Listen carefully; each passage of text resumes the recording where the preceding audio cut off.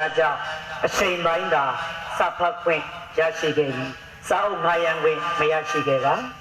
ထို့ကြောင့်အခမဲ့စာအုပ်အငှားဆိုင်ဖွင့်နိုင်ရန်ရှိမှန်းခဲ့ပါသည်အေးစိန်လမ်းမကြီးတစ်လျှောက်တွင်ငါးကင်ရောင်းသည့်အမျက်ငွေထဲမှငွေကျပ်3000ကိုနေ့စဉ်စု၍စာအုပ်များပြုလုပ်ခဲ့ပါဝယ်ယူသည့်စာအုပ်များလာသည့်အခါငါးကင်ရောင်းရင်အခမဲ့စာအုပ်ငှားရမ်းခဲ့ပါသည်စာအုပ်လူတန်းသူများလည်းပေါ်ပေါက်ခဲ့ပါဆက်လက်ကြိုးစားမှုကြောင့်စာကြည့်တိုက်အစဉ်သို့ရောက်ခဲ့ပါသည်မိမိငယ်စဉ်ကအဖိုးဖြစ်သူမှာပုံမီများပြောပြလေရှိပါသည်အဖိုးပြောသောပုံမီများတွင်မန္တလေးနန်းတော်ရာဇဝင်အကြောင်းအရာများသာပြောလေရှိသည်မိမိငယ်စဉ်ကမန္တလေးမရောက်ဘူးတော်လေမန္တလေးကိုနှစ်သက်သဖြင့်စာအုပ်အငှားဆိုင်ကိုမန္တလေးအခမဲ့စာကြည့်တိုက်ဝေး၎င်းငါးကင်ဆိုင်ကိုလည်းမန္တလေးငါးကင်ဆိုင်ဝေး၎င်းအမိနာမတက်ခဲ့ခြင်းဖြစ်ပါသည်အားလုံးကျေးဇူးတင်ပါတယ်ခင်ဗျာ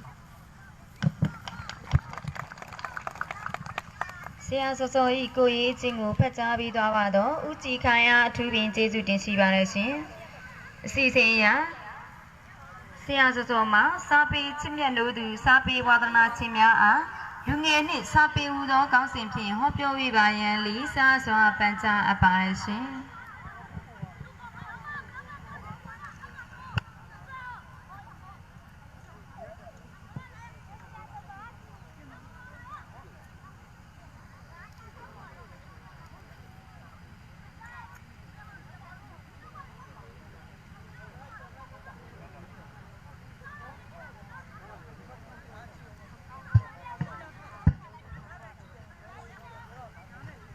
အားလုံးပဲမင်္ဂလာပါခင်ဗျာကျွန်တော်နာမည်ကတော့ကိုစောစောလို့ခေါ်ပါတယ်ကျွန်တော်ကဒီမြန်မာနိုင်ငံအလယ်ပိုင်းကြောက်ပတောင်းမြို့တောင်ဘက်ကစီတာရွာသားပါဒီနေ့လိုနေတူနေမြကရင်နှစ်တခုနေ့မှာဟောပြောခွင့်ရတဲ့ကရင်ပြည်နယ်ကိုစားကျေးဇူးအများကြီးတင်ပါတယ်နောက်ပြီးဒီပွဲကိုအစကရာကုညီဆောင်ရွက်ပေးတဲ့တောင်မျိုးမှဒီရွာရဲ့တောင်တာဟောင်းဆရာဦးကြည်ခိုင်ကိုလည်းကျေးဇူးအများကြီးတင်ပါလေ။ဘာဖြစ်လို့လဲဆိုတော့ဟောပြောပွဲတစ်ပွဲဖြစ်ဖို့ကတကယ်မလွယ်ပါဘူး။နောက်ပြီးတော့မေတ္တာရက်ခဲ့ခြင်းကကျွန်တော်တို့ဟောပြောပွဲတစ်ပွဲဖြစ်ဖို့ကအဝေးကြီးကနေလာရပါတယ်။ပြီးတော့တောင်ကနေကားတွေနဲ့လာရပါတယ်။ပြီးတော့ကျွန်တော်အတန်ကိုကြားနေတဲ့ညီလေးညီမလေးများဒီဟောပြောပွဲဆင်မြင့်ရှိရာတို့လာရောက်နားထောင်စေချင်ပါတယ်ကျွန်တော်နောက်မှာလည်းနာမည်ကျော်နိုင်ငံကျော်ဆရာကြီးအကြည့်တော်ရှိပါလေရဲ့ဟောပြောပါလိမ့်မယ်ကျွန်တော်ရှိမှာဟောပြောသွားတဲ့ဆရာမစင်စာအေးရတော့ဒီအမိုက်အကြောင်းနဲ့ကိုချင်းအကြောင်းတွေပြောသွားတယ်ဆရာမကိုလည်းဒီကြီးပါအတွက်အများကြီးကျေးဇူးပုံယူပါတယ်ကျွန်တော်ဟောပြောမဲ့ခေါင်းစဉ်လေးကတော့ဘဘကြီးရဲ့စာတစောင်းနဲ့ဘာလဲမသိဘူးခင်ဗျာဘဘကြီးရဲ့စာတစောင်းကတော့ဒီနေ့ရှားရောက်တဲ့ဆရာများကိုဂုဏ်ပြုပူဇော်ပွဲကိုပူဇော်ပြုပါတယ်နောက်ပြီးဘဘကြီးရဲ့စာတစောင်းပို့မဟုတ်တွေးကြပေါ်ကြကြောင်းလဲကြစာဖတ်တာပါတပင်းညစ်သေးပါတဲ့ဘာလဲမသိဘူးတွေးကြပေါ်ကြကြောင်းလဲကြစာပတ်ကြပါတပင်းညွှကြီးပါကျွန်တော်ဟာတမ်းမိလာတော့လေးတမ်းမဲ့အောင်ပါလေကိုယ်နာမည်ကိုတော့မရေးတတ်ခဲ့ပါဘူးကျွန်တော်ဟာမန္တလေးကိုပိုင်စာကြည့်တာခဏတိုက်ဆိုင်ပါလေဖွင့်လက်ထားပါလေအခုလူငယ်တွေကိုကျွန်တော်ကစာပေနဲ့ပရိသတ်အကြောင်းလေးကိုကျွန်တော်ရဲ့ဘဝဖြစ်တမ်းမှုလေးကိုပြောပြချင်ပါတယ်ကျွန်တော်ကမန္တလေးတိုင်းကြောက်ပတောင်းမြို့နယ်တော်အုပ်စုစီတာကြီးရွာဖြစ်ပါတယ်ကျွန်တော်စကားပြောရင်တာနဲ့တာမပြောပါဘူးခင်ဗျာအခမ်းအနားမှုကတော့ပြောသွားတယ်ကိုတော်စောတဲ့ဒီနေ့ကရင်နှစ်တခုနေ့ဆိုတော့ကျွန်တော်နာမည်ကကိုတော်စောမဟုတ်တော့ပါဘူးစောစောပါစောစောဖြစ်သွားပြီပေါ့ဘာလို့လဲဆိုတော့ဆရာကြီးတော့ရှိတာစောကြည့်ကြီးနေရာထိတ်ဆုံးကစောတလုံးကိုကျွန်တော်ပြကြည့်ဆက်တောင်းပြီးငားလာပါလေဒါမှတ်မရရပေါ့စောစောပေါ့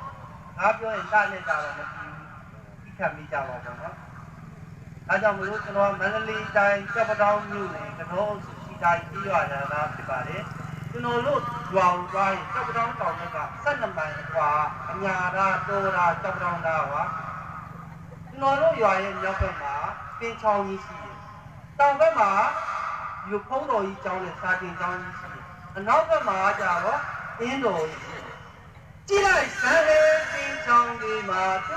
kue ne tu jiwa, jaga ini sigatan. Jualan liat, niatnya. Sita jiwa ina mane, pita wale jiwa, wadang bani sadi jangge, bono ijang, ketewa, lea kami pecang ini, sajida jisiya, dodoya, ini ni kau ini. Jauh naya lau jumpa, olah kau jauh malai. Chúng này là lâu chiều mà là biết lo xây lại chiều là để cái số này dùng số này có thể màu là tu nhà mà tao mà vô này cô đây tao gì lo à đấy xây lại chiều là để cái số này dùng số này tu nhà mà tao mà vô này cô đây tao gì lo à cô chỉ cả cô nhổ này cái biên quyết gì àတပင်းကြီးကြီးဟာဖွံ့ဖြိုးတိုးတက်မှုဟာအကျိုးတွေမှာတာဝန်ရှိတယ်ဒီကြီးဟာဒီကြီးဟာသားတွေမှာလည်းတာဝန်ရှိတယ်ဟုတ်လားမြန်မာနိုင်ငံရဲ့တပင်းကြီးကြီးဟာရဲ့အနာဂတ်ရှိရကောင်းဟာဘယ်သူတွေလက်ထဲမှာရှိတယ်လဲဆိုလို့ရှိရင်လူငယ်တွေလက်ထဲမှာရှိတယ်လူငယ်တွေလက်ထဲမှာရှိတယ်လူငယ်တွေကိုကျွန်တော်တို့ကောင်းကောင်းပညာချပလန်ချဘာပလန်လဲဆိုတော့စာပေပလန်ကောင်းကောင်းချမယ်စာပေပလန်ကောင်းကောင်းချမယ်ပြီးသွားလို့ရှိရင်ကိုယ့်ရဲ့တာသမီတွေကိုပညာရေးကိုတင်ပေးကြပါတောင်းစာကြည့်တတ်ရှိတွေကိုဖွင့်ပေးကြပါရွာမှာစာကြည့်တတ်ရှိလားမရှိဘူးရှိတယ်စာကြည့်တတ်ကြီးလည်းရှိတယ်လေတော့စာကြည့်တတ်ကြီးရှိပြီးတော့စာအုပ်လူတဲ့လူတွေများစွာပုံပေါက်ပါစေအခုဆိုလို့ရှိရင်အမစာပေချစ်သူတွေကစာကြည့်တိုက်ကိုလာတော့မရှိဘူးစာအုပ်လေးတွေလည်းယူပေးကြပါဘာကြောင့်လဲဆိုတော့သမီးရဲ့မွေးနေ့ဒီကျောင်းတော်ကြီးကနေပြီးတော့ဘုံလူတွေဘာသာတွေနဲ့အောင်နေဆိုပြီးတော့မွေးနေ့တွေပါတီတွေပဲကျင်းပတာရှိတယ်စာအုပ်စာပေမလူကြဘူးကျွန်တော်ပြောတယ်ကိုစောစောရေးတဲ့လူငယ်တွေကစာမဖတ်ဘူးညာတော်စိတ်ဆိုးလာပဲအဲ့ဒီကိုပြောရရင်ကျွန်တော်ဘုံဝင်မကြောက်ဘာကြောင့်လဲဆိုတော့လူငယ်တွေကစာဖတ်တယ်ဗျဘယ်နဲ့လဲစာကြည့်တတ်စာအုပ်လူတွေကလည်းဘယ်ပဲလဲကျောင်းကြီးတွေဟဲ့အောင်စောက်တယ်ဇေဒီတဖိုးကြီးတွေဟဲ့အောင်ကြည့်တယ်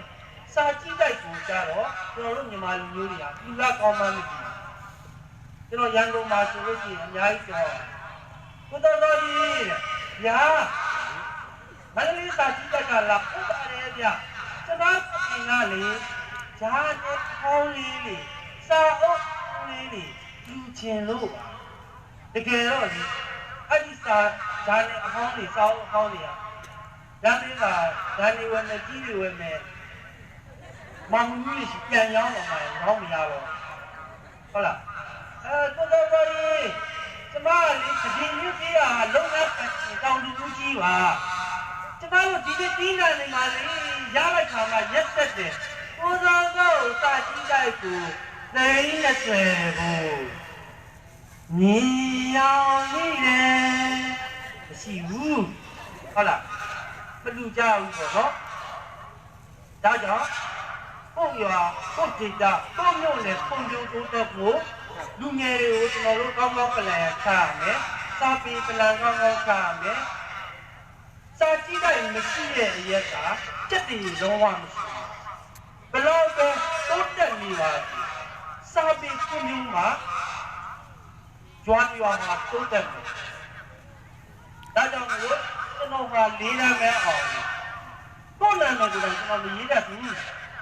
ကျွန်တော်တို့လေးလမ်းမှာ4ယောက်ပဲ4ယောက်ပဲရှိတယ်တောင်းနေတာစာပုံမပြေဘူးနဲ့ကျွန်တော်တို့4ယောက်လုံးအောင်သွားတယ်ကျွန်တော်တို့ကပညာရေးနဲ့ဆရာကြီး ကျွန်တော်တို့တော့ပညာရေးပါအခုပညာရေးမဟုတ်ဘူး။ဘာကြောင့်လဲဆိုတော့ကျွန်တော်တို့တော့ပညာရေးကအပွင့်နေတာကြောက်ရတယ်။အပွင့်နေတယ်ကြောက်ရတယ်။အခုကြောက်တော့ကြောက်အောင်မလို့ဒါကျွန်တော်နိုင်ငံရေးပဲနော်ကျွန်တော်ကနိုင်ငံရေးချက်နိုင်ငံရေးကိုကျွန်တော်ဥစားပေးကြပါကျွန်တော်ကိုယ်တိုင်ကလည်းအဆက်ရှိလို့စာကြည့်လိုက်ခွင့်လာမလို့အိမ်မရပိုင်ရှိလို့စာကြည့်လိုက်ခွင့်လာမလို့မြန်မာလူမျိုးကိုချစ်လို့ကျွန်တော်တို့လူတွေအများကြီးဖြစ်မှာကြောက်လို့ကျွန်တော်တို့စာငတ်တဲ့လူတွေစာမဖတ်နိုင်မှာကြောက်လို့ကျွန်တော်စာကြည့်လိုက်ခွင့်လာဒါကြောင့်ကျွန်တော်ကဗတ်ပြန်တယ်ကြားမယ်နော်ကျွန်တော်ပြောတဲ့ဥစ္စာပြန်ပြောတော့နောက်ထပ်ပြန်လာကုသိုလ်ဘောက2ယောက်ဖြစ်ဒါကြောင့်မလို့ကျွန်တော်ကအညာတာပေါ်တာစက်ပတောင်းတာပြင်းကြီးနေတာပေါ့ဗျာပြင်းကြီးနေမှာရောက်တော့တောတော့ပေါ့ဟုတ်လားအပြေတက်တာ3ခုလောက်ဆိုရှိရင်အိမ်သားဒါလေးတော့ကျွန်တော်တက်အောင်သင်ထားတယ်ဘာဖြစ်လို့လဲဆိုတော့ပြင်းကြီးနေသွားရင်6လနေရေအိမ်သားကိုပြောကောင်းမလားပေါ့ဒါငယ်လေးတော့လည်းတက်အောင်သင်ထားတယ်ဒါပဲတက်တယ်မြန်မာပြည်ပေါ့ဗျာသုံးယူပါလေမြန်မာနိုင်ငံမှာကြီးကြီးလာရှိတဲ့ပြည်လူမျိုးများကျမ်းမာချမ်းသာကြပါစေ။ဘာဖြစ်လို့လဲဆိုတော့ဒီနေ့ကနေချင်းချင်းနဲ့ပြည်နေတူနေဖြစ်တဲ့အတွက်ကျွန်တော်ရဲ့ဟောပြောမှုလေးကိုစောပေါ့နော်။မပိုင်လည်းခွင့်ရပါ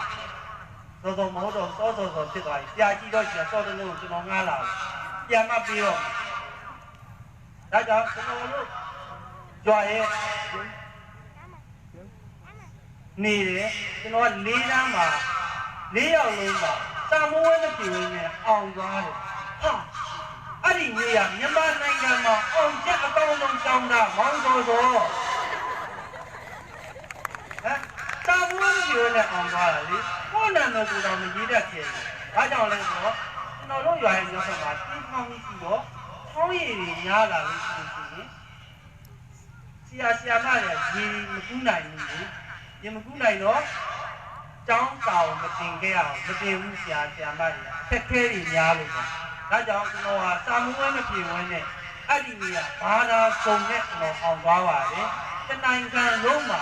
အောင်ချက်အကောင်းဆုံးကျောင်းကနေကျွန်တော်ဖတ်ခဲ့ပါတယ်9တန်းကိုသွားတက်ခဲ့ပါတယ်တက်စားတဲ့ချိန်မှာအဖိုးကကျွန်တော်ဘဘဥစံသိန်းဘဘကိုကြောက်အောင်တယ်တစ်နှစ်ပဲငယ်ကျောင်းစကုံးကြီးနဲ့စာပေတွေအများကြီးဖတ်ဘဘကနေပြီးတော့ကျွန်တော်ကိုဖန်တော်ချိုင်ကျွန်တော်ပြီးပါလေဖန်တော်ချိုင်ပြီးတော့အောက်မှာကားပိန်းကနရှင်ချမ်းအင်းရှင်ချမ်းမစိုးလေးနဲ့တောင်းသွားတဲ့မေဒီကျောင်းသွားတဲ့မိမိကတိုးတဲ့တောင်ထဲမှာဒီပဲဒီသိန်းချင်းကြောင်းချင်းတဲကင်းနေတဲ့မှာအနာညအကြံနေတဲ့မှာဂျက်ကောက်တာပေါ့ရေပဲလေးတွေဂျက်ကလေးနဲ့တောက်တယ်တတိသားနှစ်တိသားရလို့ရှိရင်ကြွားတဲ့ကိုလှည့်ပြီးတော့ရောင်းတယ်ရောင်းပြီးသွားလို့ရှိရင်စမစားနိုင်ဘူးကျွန်တော်တို့ကလူးဆံကိုစားပြောင်းဆံကိုစားအိုက်ဆံကိုရောင်းပြီးတော့ဘဝကတော့ကျမ်းပါတယ်ဒီဘဝကချောတယ်ဘဝကတော့ကျမ်းတယ်ဒီဘဝကချောတယ်မင်းသားမဖြစ်လို့နော်ခုလည်းမင်းသားပေါ့ဟုတ်တော့ဒီစင်ကြီးကမင်းသားလို့ပြောဟုတ်လားဒါကြောင့်မလို့ကျွန်တော်9တန်းကျောင်းသွားတက်ခဲ့တယ်အခါလေးကြားလို့ရှိရင်ခမင်းကြိုက်မပါဘူးဒီကျောင်းမှာဒီခဲကျောင်းလာရောက်သူတင်ဝင်းတယ်ဒီခဲကျောင်းအတဲပုံလေးတွေပါလိဟုတ်အတဲပုံလေးနှလုံးသားက15ချက်မရှိဘူးကျွန်တော်မျောပြီးတော့မစုတ်ခဲ့ရဘူးဆိုလလားနာလားဆိုတာလေဒီခဲကျောင်းကိုကျွန်တော်မသိခဲ့ဘူးဒါကြောင့်မလို့ကျွန်တော်ရွာနေခမင်းကြိုက်မပါတော့ပြန်လာတယ်မိမိခမိုးထဲမှာညံကြည့်တယ်ခမင်းကမချက်တယ်မိမိကတော့တည်းကနေဒီမန်းပြန်လာတော့တဲလေးတပီကားပါတော့ဒီတက်ကပုံစံလေးထဲမှာပတော်သားတော့ရှိသွားအဲ့ဒါမိမိကြီးကပဲပတော်သားတော့ကိုကျွန်တော်ကတက်တော်လေးထဲမှာဒီချက်ကလေးနဲ့တောက်ယူနေလေးဒီပုတ်ပြီးတော့သားခက်ခဲတွေများနေတော့ကျွန်တော်ဟာကြောင်းထွက်လိုက်ရပါတယ်ဒီပြောချင်တာကတော့ညီလေးညီမလေးများတောင်းတောင်ပြင်နေတဲ့အချိန်မှာ တောင်းတာကိုတိတိတိတိတင်ကြပါဖြစ်ပုတ်တွေဂိမ်းနေနဲ့ချိန်မကုန်ပါနဲ့နော်ဖြစ်ပုတ်တွေဂိမ်းနေနဲ့ချိန်မကုန်ကြပါနဲ့စာအုပ်ကောင်းကောင်းတင်ကြပါပြီးတော့စာဥစ္စာပေတွေကိုဖတ်ပါစာမဖတ်ရင်လက်မစာဖတ်ရင်လက်ညှိုးစာဥစ္စာပေလူမိတ်တွေအလိမ္မာစာမရှိဆိုတဲ့စကားတိုင်းနဲ့ကျွန်တော်မောင်းစောစောမတောက်ခဲ့ဘူးရဲ့နိုင်ငံမရှိဘူးကမ္ဘာနိုင်ငံအသီးသီးကိုကျွန်တော်ရောက်ခဲ့တယ်ဘာကြောင့်လဲစာဖတ်ပြီးကျွန်တော်ရောက်ခဲ့တာကျွန်တော်မတိတဲ့တမတမရှိဘူးကျွန်တော်အကုန်လုံးရောက်ခဲ့ပြီးရဲ့ကျွန်တော်မြန်မာနိုင်ငံအသီးသီးကိုလည်းအကုန်ရောက်ခဲ့ပြီးကျွန်တော်စာအုပ်တွေကရောက်ခဲ့ပြီးပါလေကျွန်တော်ဘယ်သူကလိမ်လို့မရဘူးဘိုးတော်လေးကြာနေနေလိမ်လို့မရဘူးဘာကြောင့်လဲဆိုတော့ကျွန်တော်စာဖတ်ထားတယ်ဟုတ်လားဟောရတယ်လေတကယ်တော့ဓမ္မလေးပါဗျာတို့တကယ်လိုက်စားကြတာကလုံလာတဲ့ပညာကိုရှာဟုတ်လားဘုရားသာမိတ်ကြီးလာကန်ကြီးတယ်တော့ဟာလေ2000တစ်ပဲကောက်ရလားဘသူတိတယ်ဘသူမှမကြည့်ဘူးဟုတ်လားဘုရားသာတယောက်ပဲကြည့်တယ်ဘုရားသာဘာကြောင့်ကြည့်တယ်လဲဘုရားသာစာဖတ်ထားလို့ဟုတ်လားစောစောလေးဒီတိုင်းပဲစာဖတ်ထားတော့စောစောလိမ်လို့မရဘူးဒါကြောင့်မလို့ကျွန်တော်ဟာ9တန်းကို15ရက်နဲ့အခက်ခဲတွေကြောင့်ကျောင်းထွက်ခဲ့ရပါတယ်ဒါကြောင့်မိမိကိုပြောတယ်မိမိတာတတိဖြစ်ချင်တယ်လို့မိမိကိုပြောတော့မိမိကဘာပြန်ပြောလဲဆိုတော့တာလူကလေးစောစောတာကတတိဖြစ်ချင်တာလို့ဟုတ်ပါပြီအခုတာစောစောကကိုယ်နာမည်လေးကိုတော့မရေးတတ်ခဲ့ဘူးလေဒါဆိုရင်မိမိတာ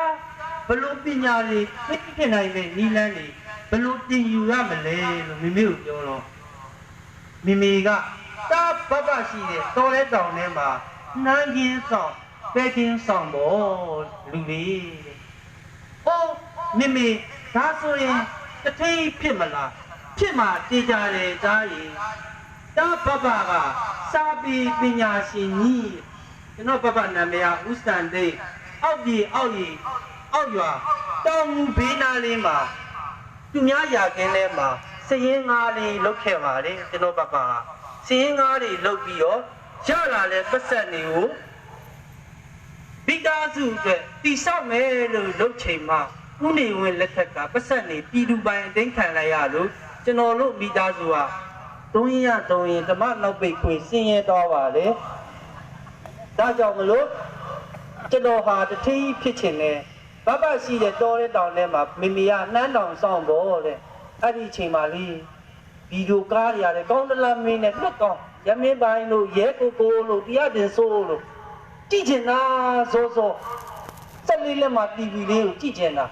တော့စပီကာကြီးနဲ့ခုလိုအောင်လဲဟုတ်ကဲ့ဒီနေ့ပြပါမယ်စကားကတော့ရှင်ရမ်းရင်ရှင်ကြည့်အဖေလာမတိမယ်ဟာကြည့်ချင်လားဘယ်ဟုတ်လို့သူ့ဖေလာမတက္ကနာမယ်တိပါလေဟုတ်လားသွားကြည့်ချင်တာပတ်စံ5ချက်မရှိလို့ကျွန်တော်ဘဝမှာမကြည့်ရဘူးဗျာဒါနဲ့စာပေဓမ္မအကြံဉာဏ်ထုတ်တာပေါ့ဒါနဲ့ယုံကတဝက်လောက်ရောက်ပြီလေသွားရင်ကဲလာကြားလေးတွေကနေခိုးကြည့်ကျုံပန်းရှင်ကယူလေးပူနေအသက်ခံဟောစိတ်ဆိုးပြီးတော့ဗျာသွေးရတယ်ကြွဒီလိုစကားကြည့်တော့ဒီကကြီးကနေဖတ်တယ်ရဲဘောပရိတ်တန်လေးနဲ့ရိုးလေးလားတော့ပဲရင်ထဲမှာတကယ်ဆွဲချိုးလေးမထုတ်ပြီးမဲကိုရင်ထဲမှာတကယ်ဆွဲကောင်းလေးမနေနိုင်တော့ဒိုင်းရောလို့ချတယ်စောစောချီကြွနေရဲ့အဆက်5ချက်မရှိတော့အထိပ်ဖြစ်ချင်တာကိုလုပ်မယ်ဆိုတာစားမလားမစားပါဘူးစောစောတထိပ်ဖြစ်ချင်တယ်လေဒါကြောင့်ကျွန်တော်ဘဘရှိတဲ့တိုးတဲ့တောင်ထဲမှာကျွန်တော်နန်းတောင်ပဲကင်းသွားဆောင်ပါတယ်ကျွန်တော်ဘဘရှိရတထိပ်ဖြစ်နိုင်မဲ့နီလန်းတွေကိုတင်ချင်လို့ပါကျွန်တော်ဘဘကပထမဆုံးနေ့မှာပဲကျွန်တော်ကိုတထိပ်ဖြစ်နိုင်မဲ့နီလန်းကိုတင်ပေးခဲ့ပါတယ်ဘာတင်ပေးလဲဆိုတော့ပထမဆုံးကရင်နှစ်တကူနေ့မှာပဲကျွန်တော်ကိုဂျိုင်းငွေနှုတ်ခိုင်းတယ် မောစိန်မွေနှုတ်ခိုင်းတယ်အိုးဘငင်းစိတ်ဆိုးလာရင်တော့ဘပြောတော့အထင်းကြီးပြစ်နိုင်မဲ့နီးလန်းတွေကိုသင်ပေးမယ်ဆိုတော့ဟဲ့ခလုံးနီစောစောဟိုဆရာစောစောကိုပြောတာမဟုတ်နော်ဒီစောစောစောကိုပြောတာနော်စောစောတထင်းကြီးစောစောဖြည်းဖြည်းပေါ့ကွာသင်ပေးမှာပေါ့တဲ့နောက်နေ့ကျတော့ကျွန်တော်ဘကကြည့်လိုက်ပါဦးဟောမိုးကောင်းကင်ပေါ်မော့ကြည့်လိုက်ပါဟောမိုးကောင်းကင်ပေါ်ကခုနှစ်စင်ကျဲဒီအကြောင်းတွေကိုပြောပြတယ်ခုနှစ်စင်ကျဲခန္ဓာပုံတွေကိုပြောပြတယ်ဒူဝင်ကျဲဒီလပပုံတွေကိုပြောပြတယ်အင်္ဂါကြိုတွေထူးဆန်းပုံတွေကိုပြောပြတယ်တခါတလေကျတော့မြင်းတော်တော်ကြီးတဲ့တော့ကြွာကနေဟော9:15မှာအနောက်ရိုးမကိုနေဝင်ချိန်မှာကြည့်ရင်အနောက်ရိုးမကြီးတောင်တန်းကြီးကိုရခိုင်ရိုးမတောင်တန်းကြီးကိုမြင်နိုင်နေกว่าတယ်ကျွန်တော်ပပပြောပြတယ်မြေတော်တော်ရေးတဲ့ပေါက်ပါတော်ကြီးခမောက်ဆောင်နေရင်တို့ရွာမိုးမရွာဘူးกว่าရုပ်ရည်ပြတာအကြောင်းလေးတွေကိုပြောပြတယ်ပပမန္တလေးနန်းတော်ကြီးအကြောင်းတွေကိုပြောပြတယ်အင်းပြည်နယ်တပည့်ညစ်ကျေးရွာကကျေးရွာသူကျေးရွာသားတွေစာဖတ်ပုံတွေနှလုံးသားလပုံတွေရိုးသားပုံတွေစီတုံးညီညွတ်မှုပုံတွေကိုပြောပြတယ်မန္တလေးသူမန္တလေးသားတွေနှလုံးသားလပုံတွေကိုပြောပြတယ်မန္တလေးနန်းတော်ကြီးခန်းသားပုံတွေကိုပြောပြတယ်မန္တလေးနိုင်စီကြီးလပပုံတွေကိုပြောပြတော့ကျွန်တော်ဟာငငယ်လေးတုန်းကတိုင်းမန္တလေးမြို့ကိုမရောက်ခဲ့ဘူးပဲမဲ့ကျွန်တော်မန္တလေးမြို့ကိုရောက်တယ်လို့ခံစားရပြီးယခုချိန်မှာကျွန်တော်ရဲ့စာကြည့်တိုက်နာမည်တွေကမန္တလေးစာကြည့်တိုက်ကျွန်တော်ရဲ့ဆိုင်နာမည်ကလည်းမန္တလေး9ခင်းလို့ပေးထားခြင်းဖြစ်ပါတယ်တကယ်တော့ကျွန်တော်ကမန္တလေးတိုင်းကြောက်ပတောင်းမြို့နယ်ကစီတာရွာသားလေးအညာသားတော်သားစောစောပါဒါကြောင့်ကျွန်တော်ဘဘတခါတလေကြလို့ရှိရင်ကြပြားလေးတွေဆိုပြတယ်လွယ်မပြေးမမြေတာမီယော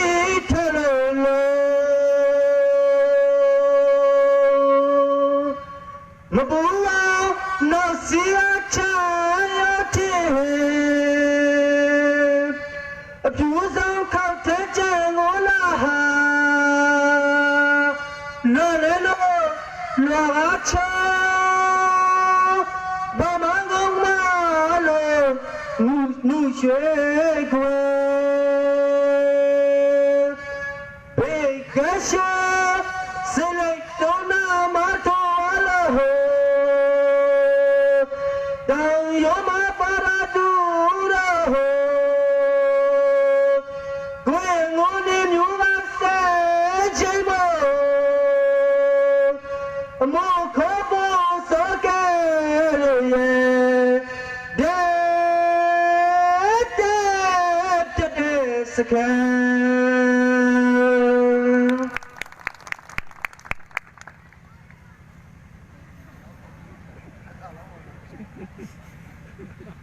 ဒီလိုကြပြားလေးတွေဆိုပြတော့ကျွန်တော်ဟာစာပေတွေဂီတတွေနဲ့ဝါဒနာပါခဲ့ပါတယ်ကျွန်တော်တချင်းလေးပါလေးဆိုရင်လည်းမပါရင်ခွန်းတော့ပါစကားမပြောနဲ့စင်မော်ရောက်တော့ဆိုခြင်းနဲ့ဗျဒါကြောင့်မလို့ကျွန်တော်ဟာလေးတန်းမဲ့အောင်တော့အတိပညာရှာမီအလုံးလုံးမီဆိုတော့ရှိမှန်းချက်နဲ့ရန်ကုန်မြို့ကိုတွားခြင်းပါလေဘဘညီရန်ကုန်မြို့ကိုတွားမယ်လို့ပြောတော့ဘဘကပတ်စံမီးတွေကိုထုတ်တယ်ဘဘကိုကြောအောင်ဆန်ပတ်စံမီးတွေဘဘကလည်းဒီပတ်စံနေရတောင်းစားလို့လည်းမရဘူးပတ်စံဝယ်လို့လည်းမရအောင်နဲ့ဘာဖြစ်လို့ အမျက်တနိုးတိန်ထားလာလေဘဘဘူကျော်အောင်ဆန်းပတ်စံပုံလေးလို့ပြောတော့ဘဘကျွန်တော်တိချာကြည့်တယ်ညီစောစောကြီးဘဘဘူကျော်အောင်ဆန်းပတ်စံလေးကိုဘဘတိန်တာဘူကျော်အောင်ဆန်းရမင်းဘဘဘူကျော်အောင်ဆန်းနှလုံးသားလေးလာလို့တဲ့ရိုးတားလို့ဘဘဘူကျော်အောင်ဆန်းကြည့်လိုက်စမ်းကွန်မြူနီကြီးတွေလည်းမပိုင်ရုပ်ရှင်ယုံကြီးတွေလည်းမပိုင်ကားရှိုးရုံကြီးတွေလည်းမပိုင်ဟမ်စင်ကပိုင်ရှင်ကြီးဖုံးစင်ကပိုင်ရှင်ကြီးလည်းမပိုင်ဟုတ်လားကြောက်တံပဒံများကျွန်းနေလည်းမပိုင်သူ့မှာပိုင်ဆိုင်တာကနှလုံးသားလှလေကွာရိုးသားလို့မလို့ဘဘချစ်တာတဲ့ဒါကြောင့်မလို့မြေတော်တော်ကြီးတဲ့မြေတော်တော်ကိုဘဘဘူကျော်အောင်ဆန်းပတ်စံတွေကိုဘဘလက်ဆောင်ပေးလိုက်မယ်တဲ့မြေစိတ်ညစ်တိုင်းစိတ်တက်ကြတဲ့အခါတိုင်းဒီပတ်စံလေးကြောင့်ခွန်အားရပါစေကွာတဲ့ဒါကြောင့်ကျွန်တော်ဘဘပတ်စံလေးတွေကိုဘဘဘူကျော်အောင်ပတ်စံလေးတွေကိုကျွန်တော်လူမမြင်အောင်ပေါ့လေအရင်တော့ဘဘဘူကျော်အောင်ဆန်းပတ်စံအိတ်ကတ်ထဲတောင်ထည့်ဖို့မရှိပါဘူးအခုလွတ်လပ်ရေးနေ့မှာဘဘဘူကျော်အောင်ဆန်းပတ်စံလေးပြန်ထုတ်ဝေခွင့်ရမယ်ဆိုတော့ကျွန်တော်အတိုင်းမတိဝန္တာဂုဏ်ယူမိပါတယ်ပီတိလည်းဖြစ်မိပါတယ်ဒါကြောင့်ဘဘဘူကျော်အောင်ဆန်းပတ်စံလေးကိုကျွန်တော်ဘယ်လိုလုပ်ကြလဲဆိုအမေကြီးကကျွန်တော်အထက်စင်လေးပေးတယ်အထက်စင်လေးနဲ့ပိတ်ဖြူစားလေးပေးတယ်ပိတ်ဖြူစားလေးအုပ်ပြီးတော့တီကုန်းလေးနဲ့စီးဘဘတို့အမေတို့ရှင်းခိုးကတော့ဘဘပတ်စံလေးပြီးတော့9000လောက်ပါတယ်အဲ့ဒါမြေတော်ကြီးတဲ့ရန်ကုန်ဆွေမျိုးတော်ကြီးကမင်းနဲ့အသိပညာရှိတဲ့လူလေးညားတယ်နောက်ပြီးလမ်းကြီးမှာကပတ်နိုင်တွေလည်းပေါ်တယ်ကပတ်နိုင်လည်းကျွန်တော်မသိဘူးလေ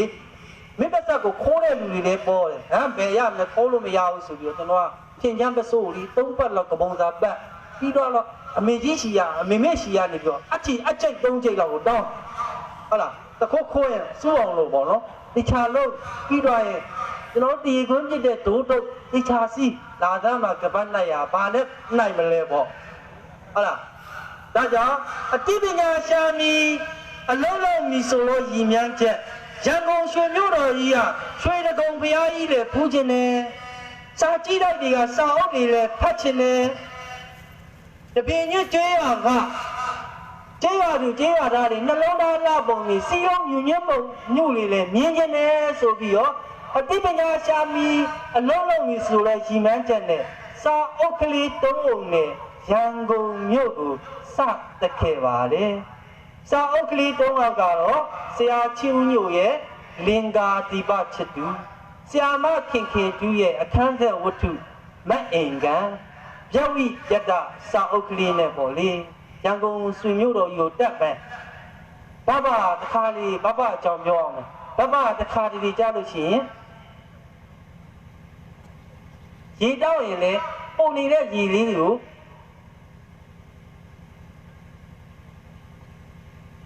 ဒီဝါးပင်လေးရဲ့အောက်မှာပဲရေလောင်းတယ်မျက်နှာသိရင်လေဒီဝါးပင်လေးရဲ့အောက်မှာမျက်နှာသိတယ်ရေချိုးရင်လေဒီဝါးပင်လေးရဲ့အောက်မှာပဲရေချိုးတယ်တဖြည်းနဲ့အဲ့ဒီဝါးပင်လေးကကြီးထွားလာတော့ကျွန်တော်ကလူးဆန်ပဲစားရတာလေချမောင်ရွက်ပဲစားရတာလေပဲတီသိန်းဟင်းညိုပဲစားရတာလေဒီနေ့ပဲတီသိန်းဟင်းညိုလေးတောက်တော့ကောင်းတယ်ဗျပဲတီသိန်းဟင်းညိုပဲကြီးလို့ဒီပဲဆန်ပဲချက်တော့ဒီဝါးပင်ကမြစ်ပေါက်ကလေးကိုကျွန်တော်ကမြင်သွားတာပဲနေနေတော့တောင်းတော့ဘဘကြီးဘဘအေးမြင်တော့ပါလေဒီမှာဘဘဝါးပင်ကမြစ်ပေါက်ကြီးထွားလာပြီမြေချုံပြီးချက်စားမယ်ဘဘလို့ပြောချိန်မှာဘဘတဲလဲကနေပြေးထွက်လာတယ်မြင်းတော်ကြီးအဲ့ဒီဝါးပင်ကမြစ်ပေါက်ကလေးတွေကိုနေမချိုးစားပါနဲ့ကွာတပင်ကြီးကျေးရွာလူတွေလည်းချိုးမစားသိချင်ပါနဲ့ကွာအိုးဘဘမြင်းနားမလဲပါဘူးလို့ပြောတော့မြင်းတနေ့နားလဲလာမှာပေါ့ကွာတဲ့ဒီလိုနဲ့အဲ့ဒီဝါးပင်လေးကကြေးထွားလာလို့အကိုင်းခက်တွေကြေးထွားလာလို့မြင်းတော်ရေးတဲ့မြင်းစောနဲ့တပင်ကြီးကျေးရသားလေးမြန်မာနိုင်ငံက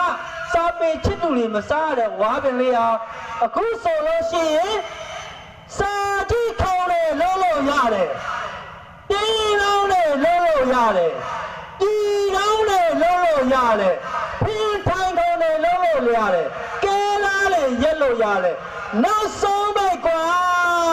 မြန်မာနိုင်ငံလာကိုတော့ထောင်းခြင်းဒီဝါပင်နဲ့ထောင်းလို့ရတယ်ဆိုတော့မြိုင်းတဲ့တိကျရမှာတဲ့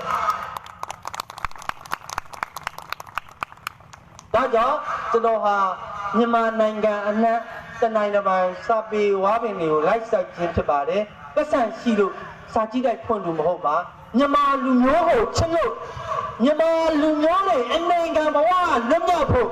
တိုင်းပြည်ကြီးဖွံ့ဖြိုးတိုးတက်ပါစေဆိုတဲ့ညီမတဲ့နဲ့ကျွန်တော်ဟာစာကြည့်တိုက်တွေကိုလိုက်ဖွင့်ရခြင်းဖြစ်ပါတယ်။အခက်အခဲတွေကတော့အများကြီးပေါ့ဗျာ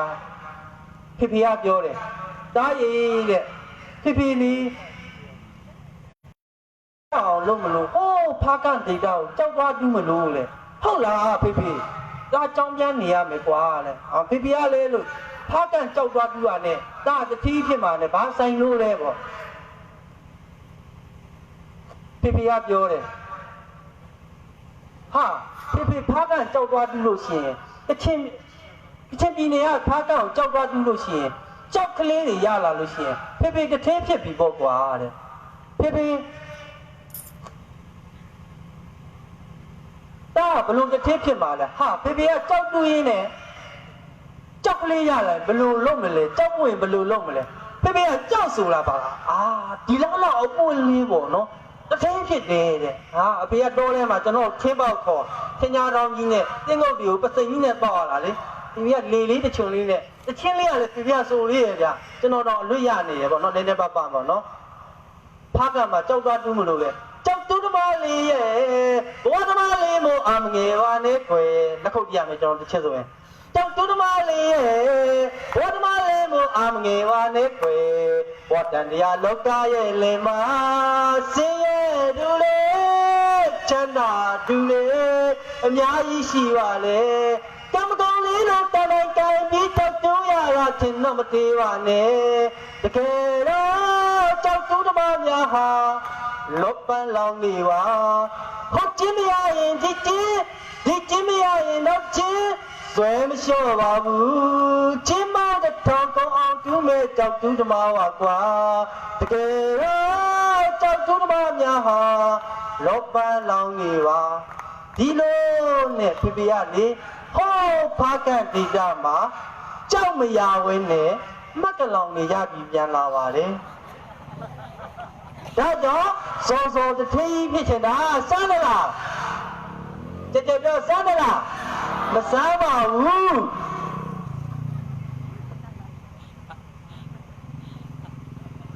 ဟုတ်လားဒါကြောင့်အတိပညာရှာမီအလုံးလုံးမီဆိုတဲ့ရည်မှန်းချက်နဲ့ကျွန်တော်ဟာရန်ကုန်မြို့ကိုစတက်ခဲ့ပါလေစတက်တဲ့ချင်းမှာတော့လေလမ်းမှာလေအပွင့်မြင်တိုင်းကြောက်ရလာလေဘာပြောဆိုကျွန်တော်ဘာဘဘုံကျောင်းဆန်ပတ်စံနေပါလာကိုအဖမ်းခံရမှာကြောက်တာလေ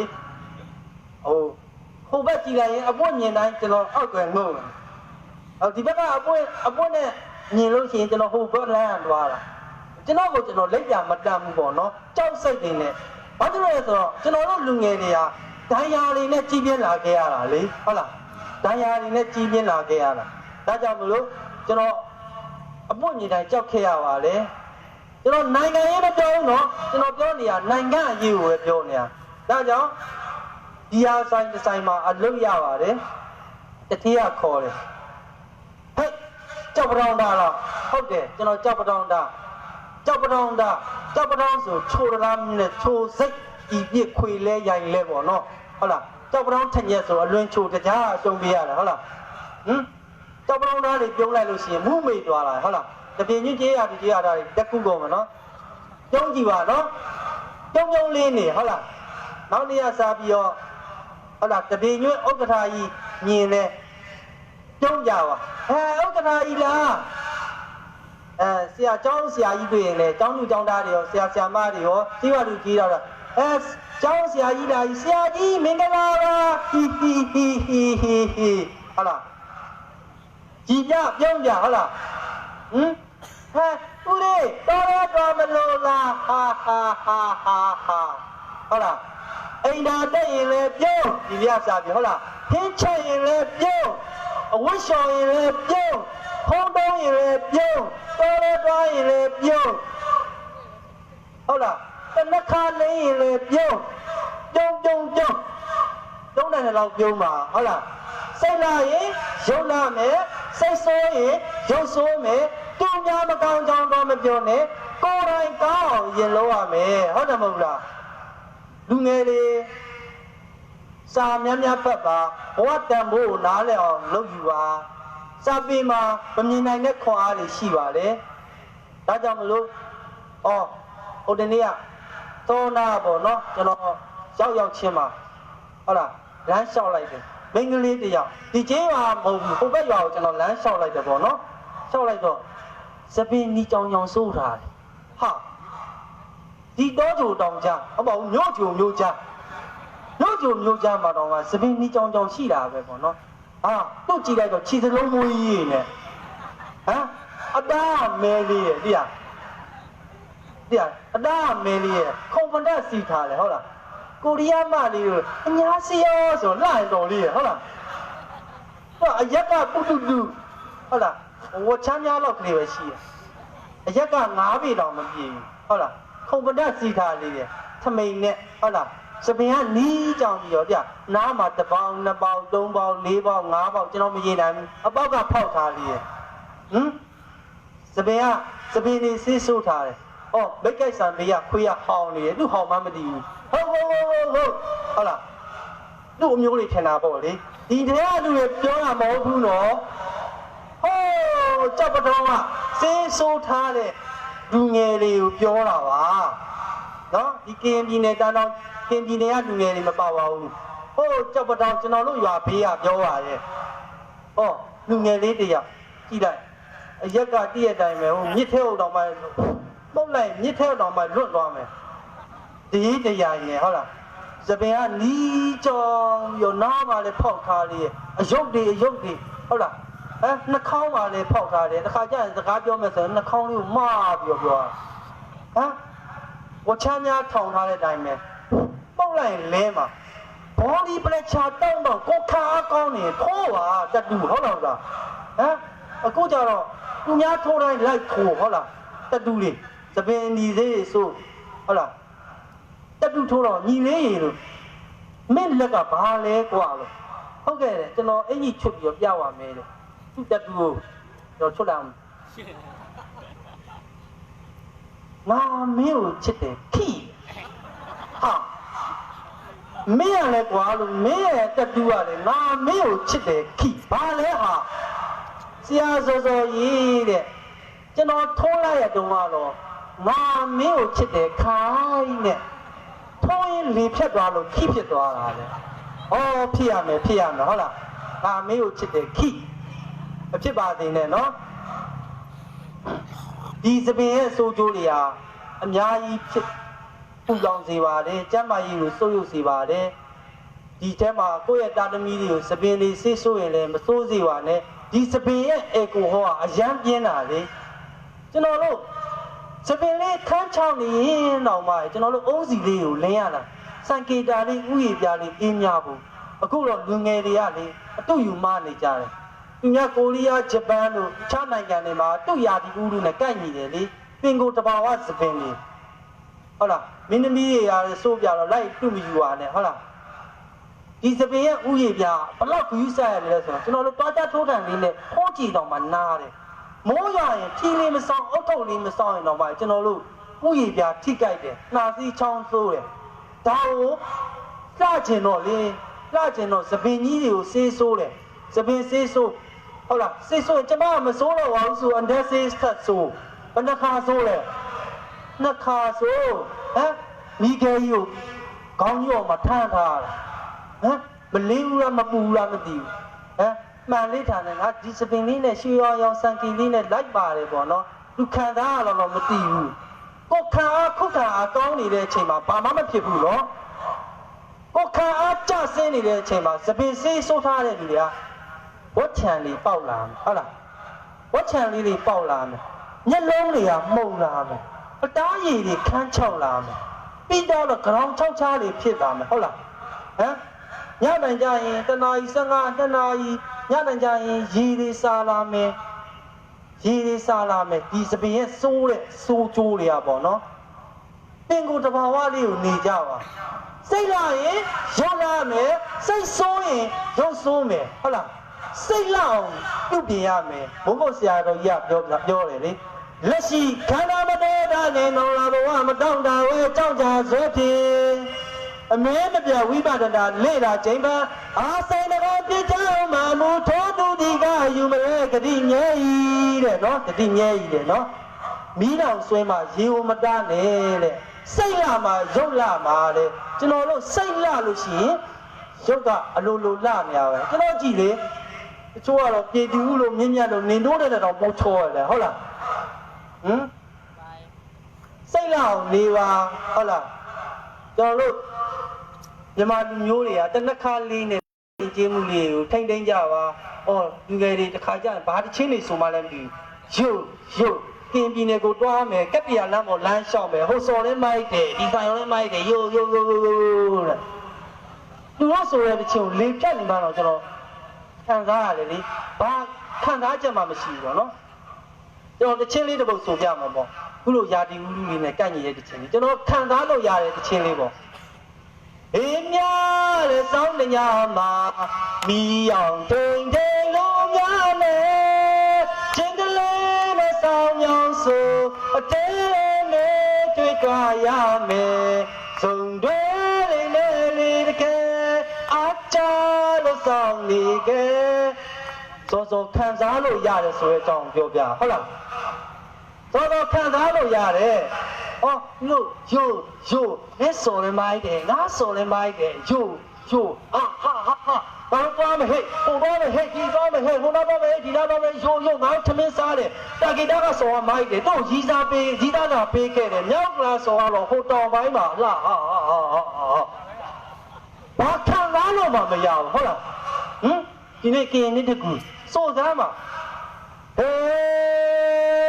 提高啦！多人也会嘛，多的龙大金大也白有不会呢。嘿，把自己的模样带带，个人的龙大嘞嘛，人家龙没人工呢，不给嘛哩耶，用力就被他给嘞，人龙耶，这不龙那盘啥的的，人龙哩耶，嘿。ချင်းရင်ချက်တဲ့ပြောပါလေလားမင်းနဲ့တွေ့တဲ့ညမှာအိမ်မက်ထချိုတာလေမိမချိုးလေးရဲ့တောင်းရင်နဲ့ရင်နဲ့ရောက်လာလေနှလုံးသားလေးတုံးရင်ကနေတယ်ရွတ်တဲ့ကရင်မလေးရဲ့မပြောင်းလို့မရတော့ဘူးထင်တယ်စောစောခံစားလို့ရတယ်ဆိုရချင်းကိုဆိုပြတာတော့အဆိုတော်မဟုတ်ဘူးဒါပေမဲ့ဒီစကိတ်စင်ကြီးမှာပထမဆုံးဆိုသွားတာနော်တစ်ခါဆိုရင်30နော်မပြောပါဘူး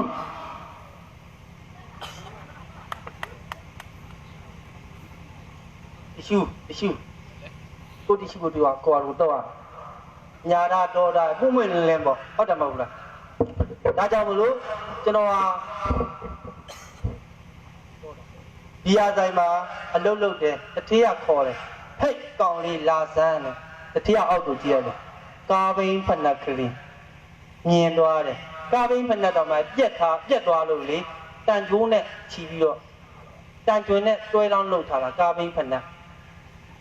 ပစိုးမင်းပစိုးကရှေ့မှာပေါက်နေတယ်ကျွန်တော်လက်ဝဲလိုက်တယ်ဟာနောက်ကလည်းပေါက်နေတယ်ဟုတ်လားဖာထားရတာလေ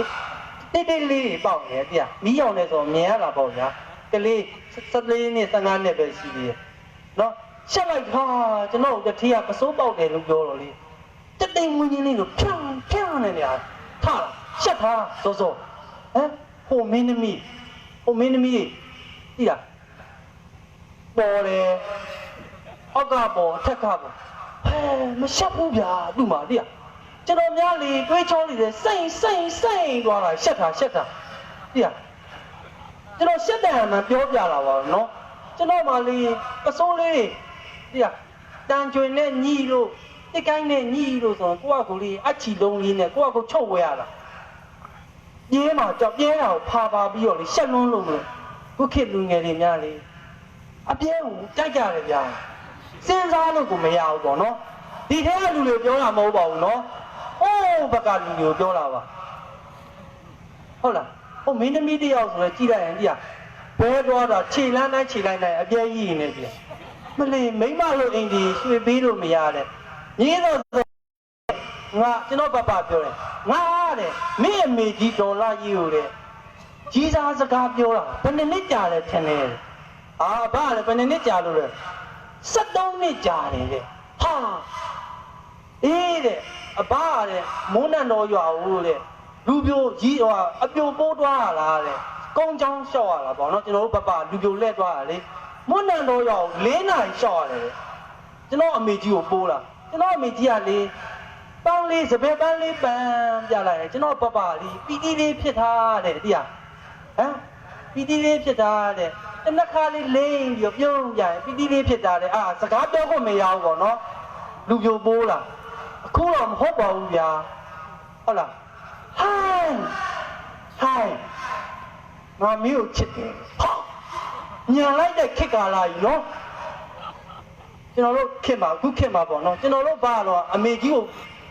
ပိုးခဲ့ရတာ3နှစ်3မိုးလေအခုခေတ်တော့ဗျာဆိုရှယ်မီဒီယာဟောပါပေါ့နော်လူငယ်တွေကိုပြောချင်တာကဆိုရှယ်မီဒီယာကိုတုံးပါအကျိုးရှိတုံးပါကိုချင်းနဲ့တိုက်ခါရှိအောင်တုံးပါတိုက်ခါရှိဖြစ်ဖို့ကိုတုံးပါဟုတ်လားတိုက်ခါရှိဖြစ်ဖို့ကိုတုံးပါဒါကြောင့်မလို့အဝိဇ္ဇာတန်ဖို့တဲ့စိတ်တန်ဖို့အရင်စူးစမ်းပါစိတ်တန်ဖို့တဲ့တပြင်းချင်းတရားသူတရားသားလေစိတ်တန်အောင်အရင်စူးစမ်းပါ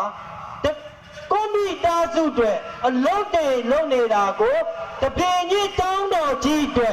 တပြင်းချင်းကျွာအတွက်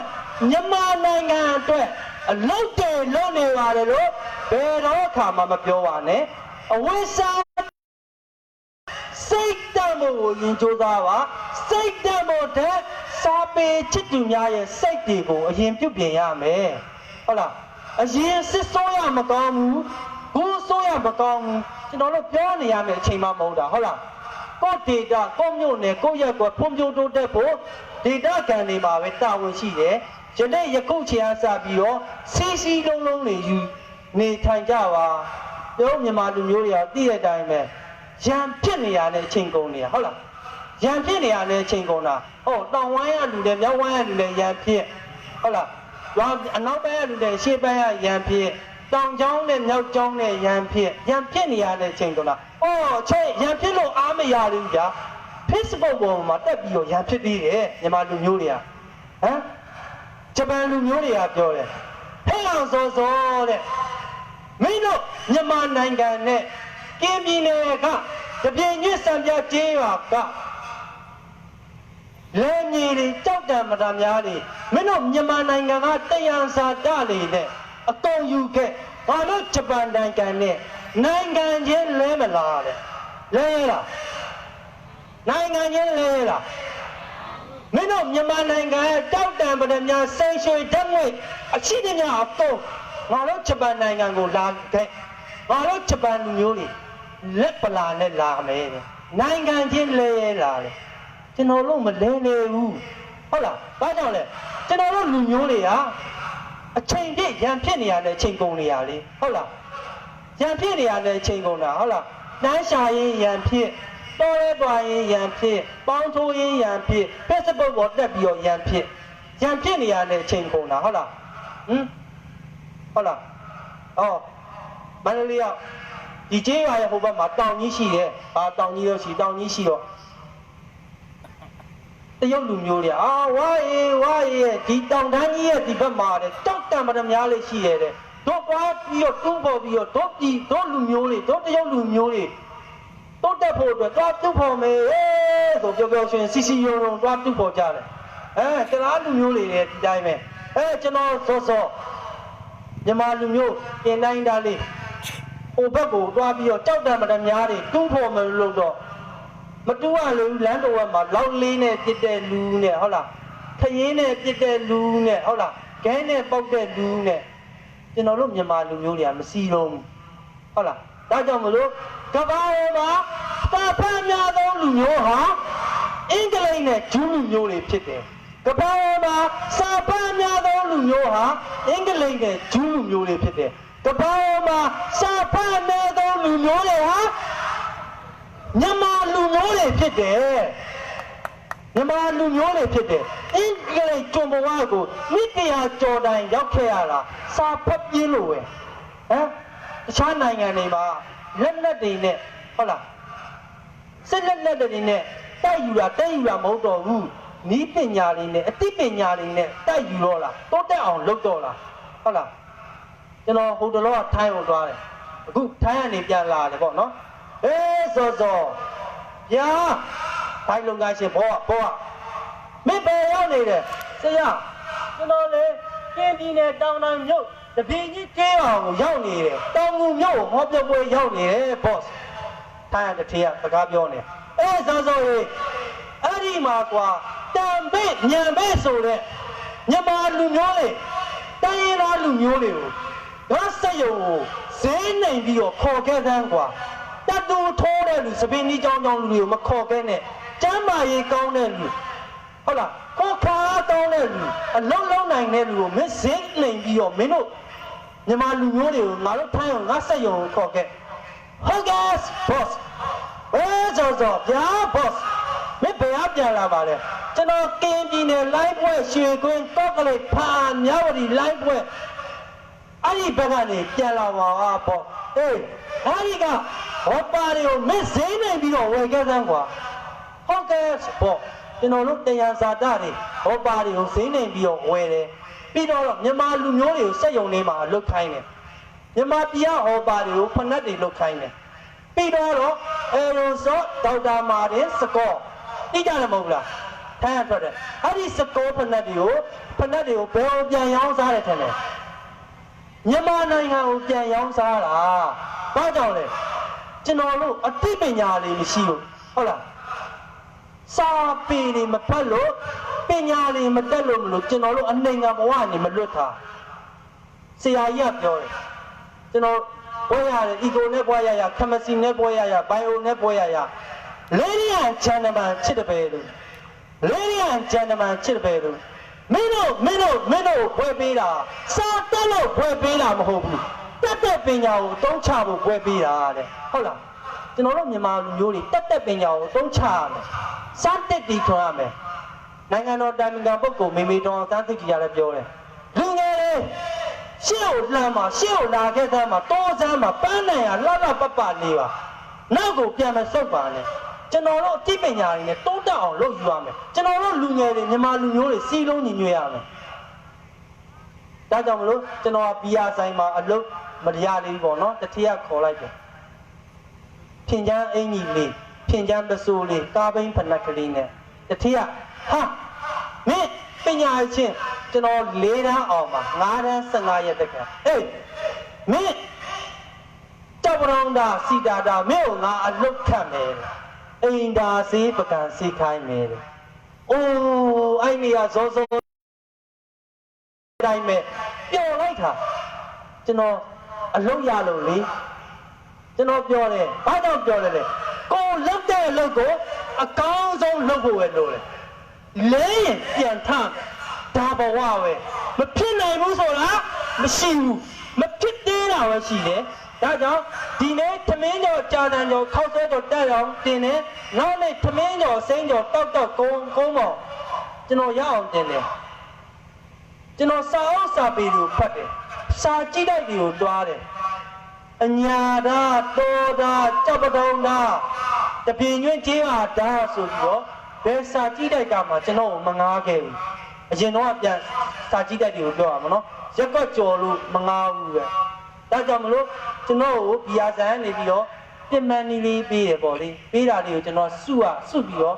စာအုပ်ဆန်ရှေ့တဲ့မှာစာအုပ်ကလေးတွေကိုဝယ်ဖတ်တယ်ကျွန်တော်စာအုပ်တုံးဖတ်လိုက်တိုင်းကျွန်တော်ပြန်ရရှိတာကအသိပညာတွေပါဘဟုတုတတွေပါဒါကြောင့် ကျွန်တော်တို့လေးတန်းအောင်တယောက်တောင်မှပဲခုလိုစာပေလေးဖတ်ခဲ့လို့အသိပညာလေးနည်းနည်းရှိခဲ့ရင်မြန်မာနိုင်ငံတီးတီးမှာရှိတဲ့လူငယ်များကမ္ဘာနိုင်ငံတီးတီးမှာရှိတဲ့မြန်မာတိုင်းရင်းသူတိုင်းရင်းသားများတော့ကျွန်တော်ရဲ့စာကြည့်တဲ့ကစာအုပ်တွေကိုဖတ်လိုက်လို့ရှိရင်ကျွန်တော်မောင်စောစောထက်တဲ့အသိပညာလေးပိုရှိသွားမယ်တိုင်းပြည်ကြီးဖွံ့ဖြိုးတိုးတက်မယ်ဆိုတဲ့ကြီးပန်းချက်နဲ့ကျွန်တော်ဟာစာကြည့်တဲ့ကိုတည်ထောင်ရခြင်းဖြစ်ပါတယ်ဒါကြောင့်မလို့အကျော်ဆရာရဲ့အင်ကြီးတွေကိုစော်ပေးခဲ့ရတယ်အကျော်ဆရာအိတ်ဖို့စားဖို့ဟာစားကျွန်တော်ရဲ့တင်ပန်းလေးလေးနဲ့ကျွန်တော်ဝယ်ပြီးတော့စားခဲ့တောက်ခဲ့ဖားခဲ့ရတာဟာခုခေတ်လိုလေးအင်တာနက်ဖုန်းတွေလည်းမပေါ်ဘူးပေါ့နော်ကျိုးဖုန်းတွေနဲ့ဖုန်းတစ်ခါဆက်မယ်ဆိုလို့ရှိရင်ကျွန်တော်အကြာကြီးဆက်ရတယ်ကျွန်တော်ဘဘကိုစားတစ်ကောင်ရေးတယ်တော့ဘဘမြင်းတိတ်ဆိုးတယ်ဘဘကျမ်းမာရဲ့လားဘဘပြောတော့ရန်ကုန်ဆွေမျိုးတော်ကြီးမှာစာအုပ်စာပေတွေဖတ်ရမယ်ဆိုစာရေးဆရာတွေကလည်းအများကြီးဆိုမင်းအညာသားတော်တော်စာအုပ်တိုက်တွေကလည်းအခမဲ့ငားမယ်ဆိုအခုတော့မှတ်ပုံတင်တောင်းနဲ့မန်ပါသေးပေးရမယ်ကန့်တက်ချက်တွေကများပြီးမြေတော်တော်အတက်မပြေလို့မငေါ့ဘဘကြီးမြေတိတ်စိတ်ဆိုးလာပဲပုံဇောဆိုပြီးစာရေးခဲ့လိုက်တာ3လလောက်နေမှရောက်တာနော်ကျွန်တော်တို့လိုကစာတန်းပေတန်းနဲ့ဟမ်အခုလိုမျိုးဟိုင်းငါသမီးဟုတ်လားခင်မဟုတ်ဘူးပေါ့နော်အခုတော့ဟိုင်းကိုတော်နဲ့ဟောပြောပွဲမှာငါတို့ရောက်နေတယ်ငါပြုံးတာနားလာရင်လိုက်ရှယ်မလိုက်မရှယ်နဲ့ဒါပဲငါစိတ်ဆိုးတယ်ချလက်ဆိုပြီးတော့မရှိဘူးဟုတ်လားဘလောက်ပဲလူငယ်တွေကိုပြောချင်တယ်မိပညာတွေတိုးတက်နေပါစေစာအုပ်စာပေကိုဖတ်ကြပါကျောင်းတော်ကြီးကစာပေတွေကိုလည်းလေ့လာသင်ယူပါမန္တလေးစာကြည့်တဲ့ကျောင်းတော်ကြီးကစာအုပ်ကိုဖတ်သင်တစ်နှစ်မှာ6-9အုပ်သင်မန္တလေးစာကြည့်တဲ့ကစာအုပ်တောင်ငူမြို့နေကစာကြည့်တဲ့တွေကစာအုပ်ကိုတစ်နှစ်တအုပ်ပဲဖတ်တစ်နှစ်မှာ365အုပ်နဲ့ပေါင်းဆက်လိုက်မယ်ဆိုရင်အသိပညာတွေလည်းရှိမယ်စာပေဘုဟုတ္တတွေလည်းများပါရှိမယ်ဆိုတာကိုကျွန်တော်ယုံကြည်ပါတယ်ဒါကြောင့်မလို့စာကြည့်တိုက်တွေကိုမိဘနေရာလေလွတ်ပေးကြပါတွားခိုင်းပါနောက်ပြီးဒီကျောင်းတော်ကြီးကအရန်ခမ်းနားကြည့်ကြတယ်ဒါကြောင့်မလို့ကျောင်းဆရာကြီးကိုဂုဏ်ပြုတဲ့အနေနဲ့လဲဟုတ်လားရွာမှာဒီနေ့တီးနှံနေရရင်လဲတိတ်နေရပါတဲ့လက်ကောက်ရွှေရွှေနနာများလဲစာကြည့်တိုက်ကျောင်းစာကြည့်တိုက်တဲ့လူတန်းတွားနိုင်ပါတယ်ဟိုမှာစည်ရင်ပေးနေရလားမသိဘူးလက်ကောက်ချွတ်နေရလက်ကောက်ချွတ်နေရဆရာကြီးကျောင်းစာကြည့်တိုက်တွေ့တဲ့ခဏနေတော့ပြန်မှကျွန်တော်လိုက်လူခံမယ်လေဟုတ်လားချွတ်တာဟိုမှာ၄သိန်းနဲ့ရောင်မြောက်ဖဲရလုပ်ငန်းရှင်ကြီးဟုတ်လား၄သိန်းလူမဲတဲ့မစိုးပါဘူးသိန်း900လောက်တော့ရသွားပြီမြင်ရောင်မိတယ်ပုံမြင်လေးပါပဲဟုတ်လားဒါကြောင့်မလို့စာအုပ်စာပေတွေကိုဖွံ့ဖြိုးတိုးတက်အောင်လုပ်ပါလူငယ်တွေကိုကောင်းကောင်းပလန်ချပါလူကြီးတွေကတော့မကြခင်တေမှာကျွန်တော်လည်းတေမှာပဲဟုတ်လား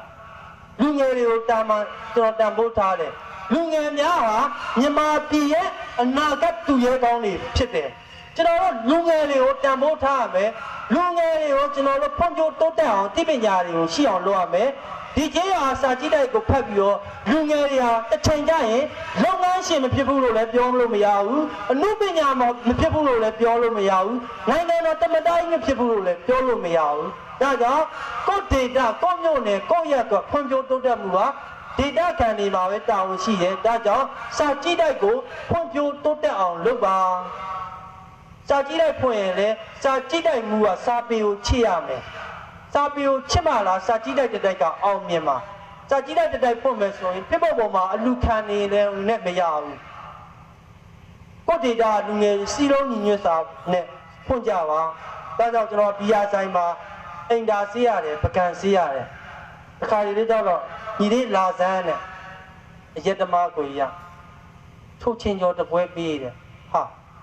တို့ရွာကြီးတုတ်ကြီးရောင်းတဲ့ချုပ်ချင်းကိုဘလို့များကြော်စားတော့မသိဘူးရန်ကုန်သားတွေကြမ်းကြမ်းပန်းပန်း ကတော့ဝိုင်းငက်လဲငက်နိုင်လဲငက်ကြည့်ကြတယ်ပေါ့ကျွန်တော်ချုပ်ချင်းကြော်မတီးဘူးလေရွာငမှုတန်စုပ်တဲ့ချုပ်ချင်းကိုဒိုးကင်းထဲမှာကြော်မယ်မှတ်နေရပေါ့ဟုတ်လားမောဘူးကြတူကချုပ်ချင်းကြော်တစ်မျိုးဟုတ်လားအိုးကျွန်တော်တို့ထမင်းစားရတော့မနဲ့စောကိုလေ7 နာရီတူတော့ဘုရားကြော်လေးတကွန်းဒီနားမှာခဲနေတဲ့စားအုပ်စီလေးစားလေးတပုံချမောင်ကိုယေဇူအိုးကြီးထဲမှာလေချမောင်ရွက်တစ်ဖက်နှစ်ဖက်နဲ့မြက်ကလေးတစ်ဖက်နှစ်ဖက်နဲ့အချုံမုံထည့်ပြီးတော့အဲ့ဒါဟင်းကြီးကျွန်တော်တို့ဘီယာဆိုင်မှာနေတော့อ่ะပေါ့နော်တခါကြလို့ရှိရင်စားတော့ဘီယာတောက်တဲ့စားဝိုင်းတွေကကြံတဲ့လေပစုံရွက်ကြောလို့ထုတ်ချင်းကြောလို့ကုန်းပေါင်းလို့ထမင်းကြောလို့ကျွန်တော်ကပကံစီတော့တွတ်တွတ်ခင်းနေတိမ့်ထားတယ်ပြီးတော့တစ်သေးလာရင်လေကျွန်တော်တို့လာကာလေးကဖြတ်တယ်လေမြတ်စားကျွန်းတာစားကြံနေစားလို့ပေါ့နော်ဒါပေမဲ့ဆိုင်ရလဲဝဝနဲ့မစားဘူးပေါ့နော်ဒီရဆိုင်ဆိုတာကိုရတဲ့မုံဘူးကိုပဲပြန်ဝယ်စားရတာလေဒါကြောင့်ဘဝတူမြန်မာနိုင်ငံအသီးသီးမှာရှိတဲ့စားတော့ဆိုင်ရောက်ဒီကိုမောင်နှမတွေကိုလည်းကိုချင်းစားပါတယ်ဒါကြောင့်ဒီဘဝလွတ်မြောက်အောင်စာအုပ်စာပေတွေကိုဖတ်ကြပါအသိပညာတွေရှာဖွေပါဒါကြောင့်ကျွန်တော်တို့အကျော်ဆရာရဲ့အင်ကြီးကိုလည်းလျှော်ပေးခဲ့တယ်ဒီလိုနဲ့ကျွန်တော်စာအုပ်တို့ဖတ်တယ်ဘုရားကျော်ရောင်းတဲ့မောင်မူကြီးကခလုံးနီတထေးကြီးဖြစ်သွားတယ်ဟာနောက်တည့်ရမှလိုက်တယ်သူကဘုရားကျော်ဝဲရောင်းတာဘုရားကျော်900ဘူးဆိုအများကြီးလေဟုတ်တယ်မဟုတ်လားကျွန်တော်က9ခင်ရောင်းမှာ9ခင်တကောင်3000 4000 5000ဟာငါတုထက်တောင်တထေးဖြစ်ရမှာဟာနောက်တည့်ရကိုလန်လိုက်တယ်ဘုရားကျော်ရောင်းတဲ့လူက4တန်းတောင်ကြာတယ်ဟာဇောဇော4တန်းအောင်လို့တုထက်ငါဟုတ်လား15ရက်တောင်ပို့ပညာတတ်တယ်9တန်းကြည့်အောင်နေရတယ်တုတဲ့ဇောဇောကပညာမရှိဘူးလားပညာရှိပြီဘာဘလုံးတော့တထင်းမပြည့်နိုင်ပဲနေရမလဲဒါနဲ့နောက်ကြောဖို့လိုအိတ်ထဲမှာစာအုပ်တွေထက်တထင်းရှိရနေခါကော့ရင်ကော့ပြီးတထင်းကျွန်တော်ထွက်မယ်ဒီကလည်းထွက်ပေါ့တထင်းကကျွန်တော်တင်ရင်လည်းလိုက်တင်မှာမဟုတ်တာဟုတ်လားကျွန်တော်တင်ရင်လည်းတထင်းကလိုက်တင်မှာမဟုတ်ဘူးနောက်လူခေါ်မှာပဲကိုတက်တဲ့ပညာကိုကိုယ့်အတွက်တုံးချမှာပေါ့နောက်ကြောဖို့လိုအိတ်ထဲမှာစာအုပ်တွေပတ်ဆက်ကလေးနဲ့လဲရန်နာစင်မလိုက်ဆိုတဲ့တင်မောချင်းထဲမှာ9လသာမပေးနိုင်လို့အိမ်ငါးတာ1000ခွဲ3လသာပဲပေးနိုင်တယ်ဟိုးတုံးချမ်းနေရစောင်းတွင်းကြီးထဲမှာဒီလိုစောင်းတွင်းကြီးထဲမှာခြုံစရာစောင်းလည်းမပါဘူးခေါင်းအေးရတာစာအုပ်တွေခြုံအေးရတာခင်ချမ်းပစိုးဒါလူလေးဆောင်တော့တဲ့စောင်းမပါဘူးလားစောင်းခြုံလေးဆိုတော့ကျွန်တော်မူတာစကားတုံးခဲ့ပါလေဘာတုံးခဲ့လဲဆိုတော့ကျွန်တော်စောင်းပါပါလေရွာဦးလေးအိမ်မှာတွားမယူရလို့ပါကျွန်တော်မှာဘာဦးလေးမှလည်းမရှိဘူးဘာမိတ်ဆွေမှလည်းရှိကျွန်တော်မှာဆွေမျိုးအတိုင်းဝိုင်းမိတ်ဆွေဆိုတာစာအုပ်စာပေတွေကတငယ်ချင်းတွေပဲရှိပါတယ်ကျွန်တော်ကြောင့်စိတ်ဆင်းရဲမှကြောက်လို့ကျွန်တော်မူတာစကားတုံးခဲ့ပါတယ်ဒါနဲ့ကျွန်တော်9ခင်ရောင်းတယ်ပေါ့ဗျာဆဆရောင်းခြင်းမှာကျွန်တော်9ခင်ကရောင်းကောင်းလိုက်တာမှာလဲတန်းမှာမန္တလေး9ခင်ဘယ်နှကောင်ရောင်းရလဲထင်တယ်တကောင်မဲရောင်းရတယ်ဗျာအိုးဘေးနားမှာဒါ9ကင်နဲ့ဒါထက်မှထက်ပုံမင်းအောင်ရဲ့ဓာတ်နဲ့တောင်ထက်သေးတယ်ဒါကိုတောင်တက်သေးချင်တာစောဒါနဲ့စာအုပ်ကိုဖတ်လိုက်တယ်ဟဲ့ကောင်စောဘဝကိုဘယ်တော့မှဆုံးမပေးနဲ့လေကွာလဲရင်ပြန်ထားရမယ်မင်းတခါလဲရင်10ချိန်လောက်ပြန်ထားရမယ်အိုးမင်းစီဝါရေးရှာရဲဆိုတာလောဘနဲ့စီဝါမရှာနဲ့မေတ္တာနဲ့မင်းစီဝါရှာရမယ်အိုးဟိုက်မှန်လိုက်တာမေတ္တာနဲ့စီပွားရှာရမယ်မြန်မာလူမျိုးတွေဟာလက်မလိုချင်လက်ညှိုးလေးစစ်ပေးမှာမင်းဈေးရောင်းလို့ရှင်ပြုံးနိုင်တယ်လို့ပြုံးပြီးတော့ဈေးရောင်းရမယ်ဟောကျွန်တော်စရောင်းတော့လေစူပုတ်ညာလေဟုတ်လားစူပုတ်ညာရောင်းတာတားကျင်သား9ကျင်တကောင်ဘယ်လောက်လဲမပြောဘူးနောက်နေ့ကြတော့စောမင်္ဂလာပါခင်ဗျာဟာဟုတ်လားပြုံးနေအောင်ရောင်းတယ်ဟုတ်လား9ကင်တကောင်ဝင်ရုံးမဒီဒီနဲ့ကြိုက်လာကိုလက်ဆောင်ပေးတယ်လဲရမ်းမှာလက်ဆောင်ပေးတယ်ကျွန်တော်စားတယ်လို့ပဲစားလုံးသူကိုစားသေးခြင်းနဲ့မန္တလေး9ကင်စားဘူးလား မစားဘူးရင်ခက်မမီဘူးမန္တလေးငါးခင်စားဘူးမှခက်မီရဗျာနော်ရန်ကုန်ရောက်ရင်မန္တလေးငါးခင်ခက်မီအောင်စားကြအောင်ကြောညာဒါကြောင့်မလို့ကျွန်တော်လေးအတက်ကငငယ်လေးပဲရှိသေးတယ်ငါးခင်ရောင်းတယ်ရောင်းကောင်းတယ်တောက်တန်းရှိတယ်ကျွန်တော်တို့လဲတန်းမှာ1000ဘိုးကို4အုပ်ရတယ်အဲ့တော့ရှမ်းခောက်ဆွဲတပွဲမှာ900ပဲရှိရှမ်းမလေးတွေလှမလှရောင်းတယ်ရှမ်းခောက်ဆွဲချိုလားငန်လားမသိဘူးစားကျင်တာငါးခင်ရောင်းတယ်ငါစားလိုက်ရင်လေစောက်အုပ်တွေကရော့သွားမှာပါပဲလေဆိုမစားဘူးကျွန်တော်ဒါဘဝအတွေ့အကြုံလေးပေါ့နော်ကျွန်တော်လူငယ်တွေကိုမပျော်ခဲ့ရပါဘူးလူငယ်တွေရဲ့အခွင့်အရေးတွေကိုဆုံးရှုံးခဲ့ရပါတယ်ဘာကြောင့်လဲဆိုတော့ကျွန်တော်ရဲ့ပန်းတိုင်ကိုမရောက်ခဲ့လို့ပါပဲဘာကြောင့်လဲဆိုတော့ကျွန်တော်စာဖတ်တယ်ကျွန်တော်ဖတ်တယ်လို့ပဲစာပေချစ်သူတွေကိုပြန်ပြီးတော့အသိပညာတွေကိုရသိကျင်တယ်ကျွန်တော်တော်မရဲ့ဒီစာအုပ်ကလေးဖတ်လို့အသိပညာလေးရှိခဲ့ရင်ဒီကျေးရွာလူသားတွေပို့ပြီးတော့စာအုပ်စာပေဖတ်လိုက်ရင်အသိပညာရှိမယ်ဆိုတဲ့ခံယူချက်နဲ့ကျွန်တော်ဟာငါးကင်ရောက်ပြီးတော့စာကြည့်လိုက်ပြီးစနစ်ပေါ်ပေါက်ခဲ့ပါတယ်ငါးကင်ရဲ့ရောင်းသမားလေးတီထွန်းနဲ့စာကြည့်လိုက်စနစ်တဲ့ကျွန်တော်စာကြည့်လိုက်ကတော့မြန်မာနိုင်ငံတနိုင်ငံလုံးကိုခမဲ့ငားပါတယ်တမတကြီးလာငားလေကိုယ်တိုင်ယူရမယ်ကိုယ်တိုင်မှတ်ရမယ်ကိုယ်တိုင်စီရမယ်နိုင်ငံတော်တနိုင်ငံပုဂ္ဂိုလ်မေမေတော်အောင်ဆန်းစုကြည်လာငားလေကိုယ်တိုင်ယူရမယ်ကိုယ်တိုင်မှတ်ရမယ်ကိုယ်တိုင်စီရမယ်ကျွန်တော်စာကြည့်လိုက်ကအလူကံပုံမထားဘူးopen ငားပါလေဘာကြောင့်လဲဆိုတော့မမြင်နိုင်တဲ့ခွန်အားတွေရှိပြီးတော့စာပေကိုချုပ်နှောင်ထားခြင်းကျွန်တော်မရှိပါဘူးလွတ်လပ်စွာပြန်တန်းစေချင်ပါလေဇေယုံငှက်ကလေးတွေကိုဒါကြောင့်မလို့ကျွန်တော်စာကြည့်လိုက်က open ငားပါတယ်မြန်မာနိုင်ငံအသီးသီးကိုကျွန်တော်မြန်မာနိုင်ငံအသီးသီးကိုစာအုပ်တွေလည်းလှူပါတယ်3-4လဆိုလို့ရှိရင်80-80ဘူးကျွန်တော်လှူပါတယ်ကျွန်တော်တနိုင်ငံလုံးတစ်ကမ္ဘာလုံးကစာအုပ်တွေကကျွန်တော်ရှိရောက်ပါတယ်အဲ့ဒီစာအုပ်တွေကိုဒီနန်းထိုက်တော်ဝင်ဘီယာဆန်တထေးကကျွန်တော်ကိုစာကြည့်တိုက်အခန်းကိုတောင်ကန်းရင်လည်းပေးထားပါတယ်အဲ့ဒီကနေပြီးတော့ကျွန်တော်တို့ဒီနေ့ပါလာတဲ့ဆရာကိုအောင်ဆန်းဦးကနေပြီးတော့လိုအပ်တဲ့စာကြည့်တိုက်တွေကိုကျွန်တော်တို့ပြန်လည်မျှဝေခြင်းဖြစ်ပါတယ်ဒီကျေးရွာမှာရှိတဲ့စာကြည့်တိုက်တွေလည်းတကယ်လို့ဒီကိုယ်တိုင်ဖုန်းလေးတစ်လုံးလောက်တော့မှလှူဒန်းပြီးတော့စာကြည့်တိုက်ဖွင့်မယ်ဆိုရင်ကျွန်တော်တို့ဆက်တယ်ပါဘာကြောင့်လဲကျွန်တော်ကတော့အလူခံပြီးတော့စာကြည့်တိုက်ဖွင့်တော့လက်မခံဘူးလေတခါကျရင်ကြုံရတယ်ကိုစောစောရေးတဲ့ကျွန်တော်ကစာပေဝါဒနာရှင်းတယ်ကျွန်တော်တို့ရွာမှာဆင်းရဲတယ်စာကြည့်တိုက်ဖွင့်ခြင်းတယ်စာအုပ်လူပေးပါအောင်ဆိုကျွန်တော်က no way ပုံသက်နေတဲ့ဖုံးတံမိုးလောက်တော့မှစာအုပ်ကိုဝယ်ပြီးတော့မလူပေးရင်ကျွန်တော်ကမလူပေးနိုင်ဘူးကျွန်တော်တို့ဆိုရင်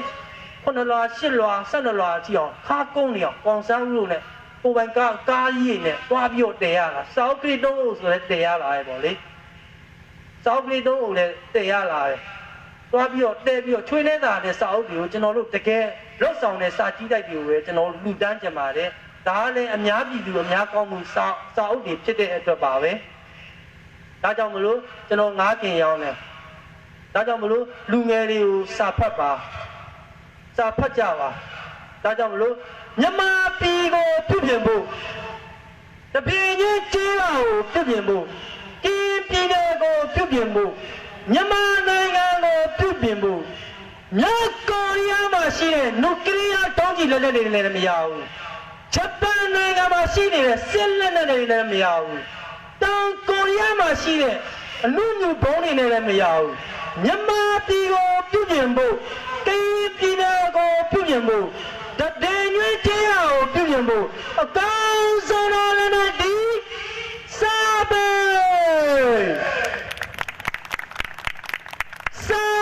နဲ့ပြုပြင်မှရမယ်ဒါကြောင့်ရက်တိုင်နဲ့လက်တွေစောကိုတိုင်ပါ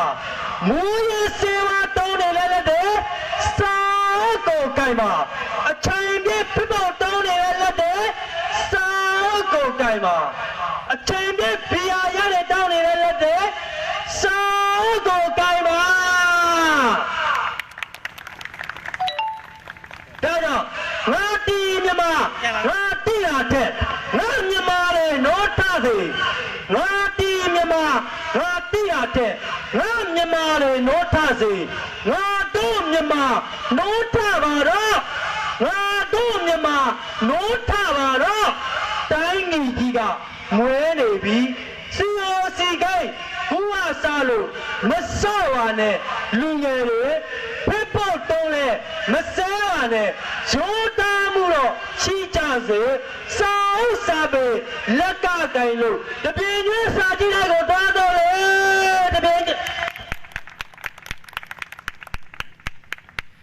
ကြည့်ရမှားတယ်ကျွန်တော်လည်းအလွတ်မရအောင်ဆရာကြီးဦးကြည်ခိုင်ဘောကကိုကျွန်တော်မေ့နေတာဆရာနဲ့စုံတာ3ချိန်လားရှိကျွန်တော်ကသွားတဲ့တတိမေ့တယ်ပေါ့လေဘုံတော့မကောင်းအဲကြောင့်နောက်ကိုကြည့်နေရတာကျွန်တော်ကစာရေးဆရာလည်းမဟုတ်ပါဘူးဗျာအညာတော်တာစင်မောတက်ပေါ်နေအောင်အမပိုင်ပြီးခံမှာဒါကြောင့်မလို့ကျွန်တော်ဟာစာကြည့်တိုက်ပြီးဖွင့်ပါတယ်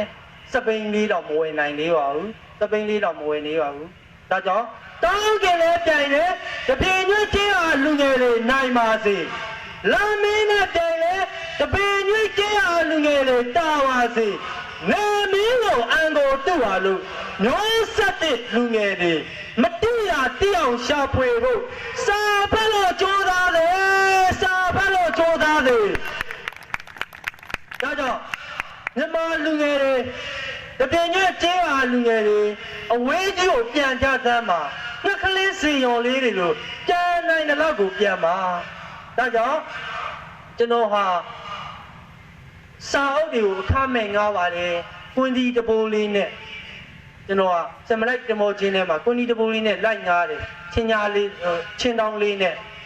ကျွန်တော်စာအုပ်တွေကိုပတ်စံပေးကြမလို့ဖတ်နေကိုကျွန်တော်ပျော်တာလေကျွန်တော်ကစာအုပ်ပြောက်မှာမကြောက်ဘူးဗျမြန်မာလူမျိုးတွေတပြင်းချင်းချင်းဟာလူငယ်တွေစာမဖတ်မှာပဲကျွန်တော်ကကြောက်တာဒါကြောင့်ကျွန်တော်ကွန်ဒီတပိုးလေးနဲ့စာအုပ်ကလေးတွေကိုလိုက်ငားတယ်အဲ့ဒီအချိန်မှာနိုင်ရေးကုညီမှုတင်ဥကြော်တူရဲ့ဇနီးတော်မြင့်မြင့်ခင်မင်းနဲ့ဥကြော်တူကမြင်သွားပြီးတော့ကျွန်တော်ကားတစ်စီးလူပါတယ်အဲ့ဒီချိန်တော့ကားတစ်စီးက3900ကျော်800လောက်ရှိပါတယ်လူတော့ဇောတော်လည်းကားလူမယ်တဲ့ဥမောင်ရဲပေါ့နော်ဥကြော်တူရဲပေါ့ဒီကားကြီးကိုကျွန်တော်လက်မခံမရသေးနဲ့ပေါ့နော်ဒီကားကြီးကလို့ကျွန်တော်မောင်းလည်းမမောင်းတတ်ဘူးလို့စီလည်းမထည့်တတ်ဘူးလို့ကျွန်တော်တကားလည်းမဖွင့်တတ်ဘူးလို့ဒီကားကြီးကိုမလူပါနဲ့လို့ကျွန်တော်စပိန်လေးတစ်စီးနဲ့ပို့ပေးပါပေါ့နော်အဲ့ဒီစပိန်လေးကတော့ယောနဒန်လို့ကြီးခေါ်ပါတယ်စပိန်လေးအဲ့ဒီစပိန်လေးကစာအုပ်တွေဖတ်ပြီးတော့အခုဆိုလို့ရှိရင်လုပ်ငန်းရှင်တွေအမှုပညာရှင်ကြီးတွေနိုင်ငံတော်အကြီးအကဲတွေဆရာဝန်ကြီးတွေဖြစ်နေပါပြီကျွန်တော်ရဲ့စပိန်လေးကိုမြင်ရင်အားလုံးကဥညွတ်ကာတော်ကပြုကြပါတယ်ဘာကြောင့်လဲဆိုတော့ကျွန်တော်ဟာအရက်သမားတို့တော်မရဲ့ပတ်ဆက်ပေးပြီးတော့စာအုပ်ဖတ်ခိုင်းတာကျွန်တော်ပတ်ဆက်ရှိလို့မဟုတ်ဘူးအရက်သမားတစ်ယောက်ကျွန်တော်ရှိကိုအရက်သမားတစ်ယောက်ဟောဘကတတိညွှရွာပြောရတယ်နော်စာအုပ်လာဖတ်တယ်ရော့တထောင်စာအုပ်ဖတ်တယ်မစာအုပ်ဖတ်တယ်နောက်တစ်ခါဖတ်နောက်တစ်ခါကျတော့ကျွန်တော်ပတ်ဆက်တစ်ထောင်ပြေးကျွန်တော်ကိုတခြားကြည့်လာကျွန်တော်တိလိုက်ပြီလေကျွန်တော်တော်တိလိုက်ပြီလေတပြင်းချင်းချင်းရပါစာဖတ်တဲ့ယတမနဲ့စာမဖတ်တဲ့ယတမစာဖတ်တဲ့ယတမခေါင်းတစ်လုံးပို့တိုင်းဆိုတော့ကျွန်တော်တိလိုက်ပြီလေဒါကြောင့်အရက်ကင်တဲ့လက်တွေကိုစာအုပ်ကိုကင်သိခြင်းနဲ့မူရဲ့စေဝါတုံးနေတဲ့လက်တွေကိုစာအုပ်ကိုကင်သိခြင်းနဲ့ဘီယာပလင်းနဲ့ကင်နေတဲ့လက်တွေကိုစာအုပ်တွေကိုကင်သိခြင်းနဲ့စာအုပ်တွေကိုကင်သိခြင်းနဲ့ဒါကြောင့်အချိန်နဲ့လင်းတော့မယ်ထင်တယ်ပြောကောင်းတိုင်းပြောနေတာနောက်မှာဆရာကြီးအကြည့်တော်နိုင်ငံကျော်ဆရာဟာတာရှိပါသေးတယ်ဒါကြောင့်မလို့ကျွန်တော်ဟာငါးကင်ရောင်းတယ်ရောင်းပြီးတော့တနေ့ကြာတော့နိုင်ငံသားတွေလာစားတယ်ငါးကင်ကစားကောင်းလာပြီလားကောင်းပါဘောလို့ကျွန်တော်ပြုံးနေအောင်ရောင်းတာလေလို့ဟုတ်လားဟမ်တောင်ကတော်ဘူးမသမင်းစားသမင်းစားတယ်သမင်းတစ်ပွဲအေးခဏလေးတဲ့ရှင်နွေးလေးရမလားခဏဟဲ့ပေးပါပေါ့လေဘလို့ဖြစ်နေရလဲဩအဲ့ဒါနဲ့ကျွန်တော်စိတ်မချမ်းသာဘူးစားရတာပေါ့နော်တပြင်းချင်းကြီးဟာဟုတ်လားတော်လာသမင်းဆိုင်မှာတွားစားတော့မင်္ဂလာပါရှင်တဲ့ဘာလေး3000အောင်မလဲဆရာရင်နွေးလေး3000ထားအောင်တော့ဒါ4ယောက်လေးဘောလေကငငပိလေးပါဟိုမစားလေဦးစော ဝါနေဟုတ်လားစိတ်ချမ်းသာနေကျွန်တော်ဆန်လည်းဒီတိုင်းပဲမြစ်တာနဲ့စီးပွားရှာတော့ရောင်းကောင်းတယ်ပေါ့ရောင်းကောင်းတော့စားကောင်းတယ်နိုင်ငံခြားသားတွေလာစားတော့ကျွန်တော်ကိုစားကောင်းလိုက်လားစားကောင်းမှာပေါ့ဒုံမီနဲ့ကြိုက်လိုက်လို့လက်ဆောင်ပေးတယ်ပြီးတော့ဒါဘုရားဘလောင်လဲတယ်ကျွန်တော်ကပြောလိုက်တယ်ဆက်ချင်းတော့မလားပလဲစစ်မှာဗျာပလီပေါ့အင်္ဂလိပ်မတော့တစ်ခေါက်တော့တတ်တာပေါ့ဟိုးလေ right တယ်ကောင်းလိုက်တာလေဒါနဲ့ကျွန်တော်လိပ်စာလေးပြေးတယ်လိပ်စာလေးပြီးတော့မန္တလေးမှာလာငါးခင်ရန်ကုန်မြို့အင်းစိန်လမ်းမှာတယ်ဒီဘက်ကိုကြည့်လိုက်တော့မန္တလေးစာကြည့်ကြစာအုပ်စာပေအခမဲ့ငါတယ်အိမ်နိုင်ရရောက်ပို့ဆောင်ပြီးတယ်09256166ခွန်းဟာ16နှစ်ကောင်းလေအညာတာတော်တာတပြင်းညွှန်းကျေးရတာစာကြည့်တိုက်ကြီးတဲ့တိုက်ကိုပိုင်ကြတဲ့လားမယုံဘူးဆိုပြီးတော့2014ခုနှစ်မှာကျွန်တော်ဟာစာပေသူရဲကောင်းစီကိုရရှိခဲ့ပါတယ်2015ခုနှစ်မှာတော့အဝေးရောက်မြန်မာတိုင်းရင်းသူတိုင်းရင်းသားတွေချင်းမြင့်တဲ့ပြည်သူ့ကိုယ်ရည်အထူးစုကိုလည်းရရှိခဲ့ပါတယ်2016ခုနှစ်မှာတော့နိုင်ငံတော်တိုင်ပင်ခံပုဂ္ဂိုလ်မေမေဒေါ်အောင်ဆန်းစုကြည်ကချင်းမြင့်တဲ့လူငယ်စံပြပလာရီသာစုကိုလည်းရရှိခဲ့ပါတယ်2019ခုနှစ်မှာတော့မန္တလေးတိုင်းကိုစားပြုကြောက်ပြောင်းမြို့ကိုစားပြုကြောက်ပြောင်းမြို့နယ်အတင်းမှချင်းမြင့်တော့လူငယ်စံပြစုကိုလည်းရရှိခဲ့ပါတယ်ဒါပေမဲ့ကျွန်တော်ဒီစုတွေရလို့အလုံးလုံးတာမဟုတ်ပါဘူးစာကြည့်တိုက်တွေဖွင့်တာမဟုတ်ပါဘူးမြန်မာလူမျိုးတွေကိုချစ်လို့ကျွန်တော်တို့လူတွေအများကြီးဖြစ်မှာကြောက်လို့စာငတ်တဲ့လူတွေစာမဖတ်နိုင်မှာကြောက်လို့ကျွန်တော်ဟာစာကြည့်တိုက်ကိုဖွင့်ရခြင်းဖြစ်ပါတယ်ကျွန်တော်စာကြည့်တိုက်ကစာအုပ်တွေဖတ်ပြီးလူငယ်တွေကိုမြင့်မြင့်ပြန်သေးချင်ပါတယ်ဒါကြောင့်လူငယ်တွေကိုရောနဒန်စင်ရော်လေးကျွန်တော်သိကြိုက်တဲ့ရောနဒန်စင်ရော်လေးဓမိကဥပဒံဘာသာပြန်ထားတဲ့စာလေးကိုကျွန်တော်ပြန်ဆိုပြအောင်မယ်ပြန်ပါမြန်မာနိုင်ငံလူငယ်လေးအဝေးကြီးကိုပြန်ကြစမ်းပါတပင်ညကျေးဟာလူငယ်လေးပြန်တန်းနိုင်တယ်လို့ပြန်ကြစမ်းပါပြန်ပါပြန်စမ်းအဝေးကြီးကိုပြန်အမြင့်ဆုံးကိုပြန်တယောက်ထားပြန်တကောင်လေးပြန်ဘာကြောင့်လဲဆိုတော့မင်းတို့ဟာယောနဒန်ပြန်တန်းခြင်းတက်ပေါင်းစုံနဲ့ငါတိုက်မြုံနဲ့ရဲရင်ခဲ့တယ်ရဲရင်ကြီးရဲ့မမြင်နိုင်တဲ့ခွန်အားတွေတပင်ညကျေးရလူကျေးရတွေမှာရှိတယ်နိုင်တခါမြင့်တယ်လေအဝဲမှာအတောင်နေခဏနားမယ်အားဆိုင်လို့လေတို့ခွဲတဲ့ဒီလက်မတင်လေးလူမျိုးမြင့်မြတ်ဇီယောငှက်တကောင်လို့အမိတွင်ခဲ့တယ်အဲဒီဇီယောငှက်တွေကတော့အဝဲဆုံးကိုပြန်မဲ့ဒီကျေးပါသူကျေးပါသားတွေဖြစ်ပါတယ်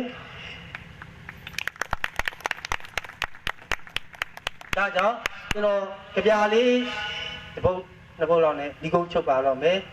နိုင်ငံတော်တိုင်ပင်ခံပုဂ္ဂိုလ်မေမေဒေါ်အောင်ဆန်းစုကြည်ကကျွန်တော်ကိုစုချီးမြှင့်တဲ့နေ့တစ်နေ့မှာပဲကျွန်တော်ကိုကြပြဆရာကိုစုမောင်မောင်ကြပြလေးတစ်ပုတ်ရေးပေးပါတယ်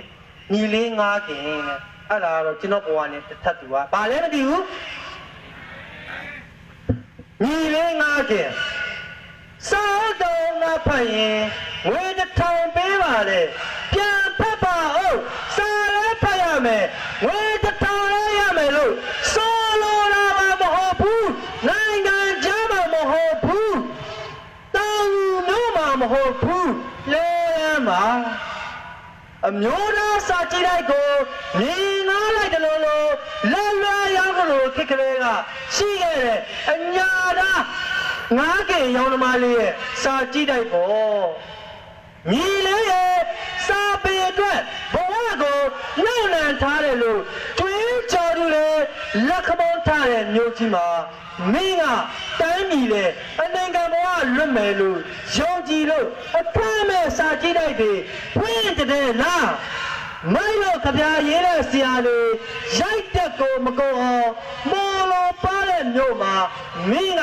ငါးကင်ရောင်းပြီးစာအုပ်ကိုတနေ့3000ဖို့စုတဲ့လားအဲ့ရဝင်ပုံမြင်တဲ့ဘက်လိုပါပဲမင်းက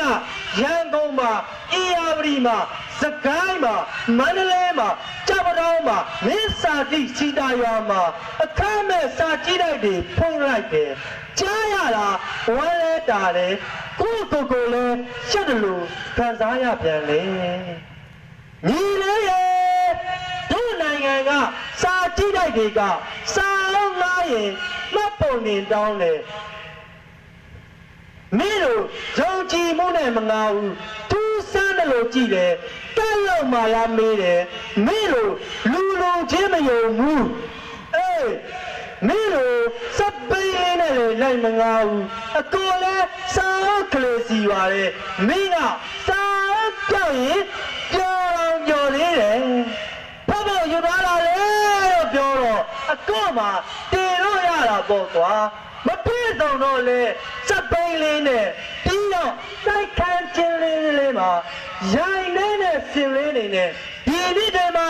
မင်းတော်ရုံးကန်ရမှာပဲနော်စာပေချင်းစိန်ခေါ်တတ်တဲ့စာပေတော့ကကိုမင်းတည်ကြမှာတည်မယ်တပွဲဟောရင်တိတ်ချီယူတဲ့အစိုးရတွေကိုမင်းတည်ကြမှာတည်မယ်မင်းရင်းနှီးကြမှာရင်းနှီးမယ်ဒါပေမဲ့ရုံးကန်မှုကတော့အားလုံးရဲ့ရင်ဘက်ကိုတွန်းဖွင့်နိုင်ခဲ့တယ်နိုင်ငံတော်တိုင်ပင်ခံပုဂ္ဂိုလ်မေဒေါ်အောင်ဆန်းစုကြည်ကမင်းကိုစူလိုက်ရရဲ့အတူးကျွန်းဆုံးလူငယ်စုချီးမြှင့်လိုက်တယ်အဲ့ဒီတမဏိရင်ဘက်ကြီးနဲ့သောတော့မင်းနဲ့မှရီပျော်ရတာပဲလေ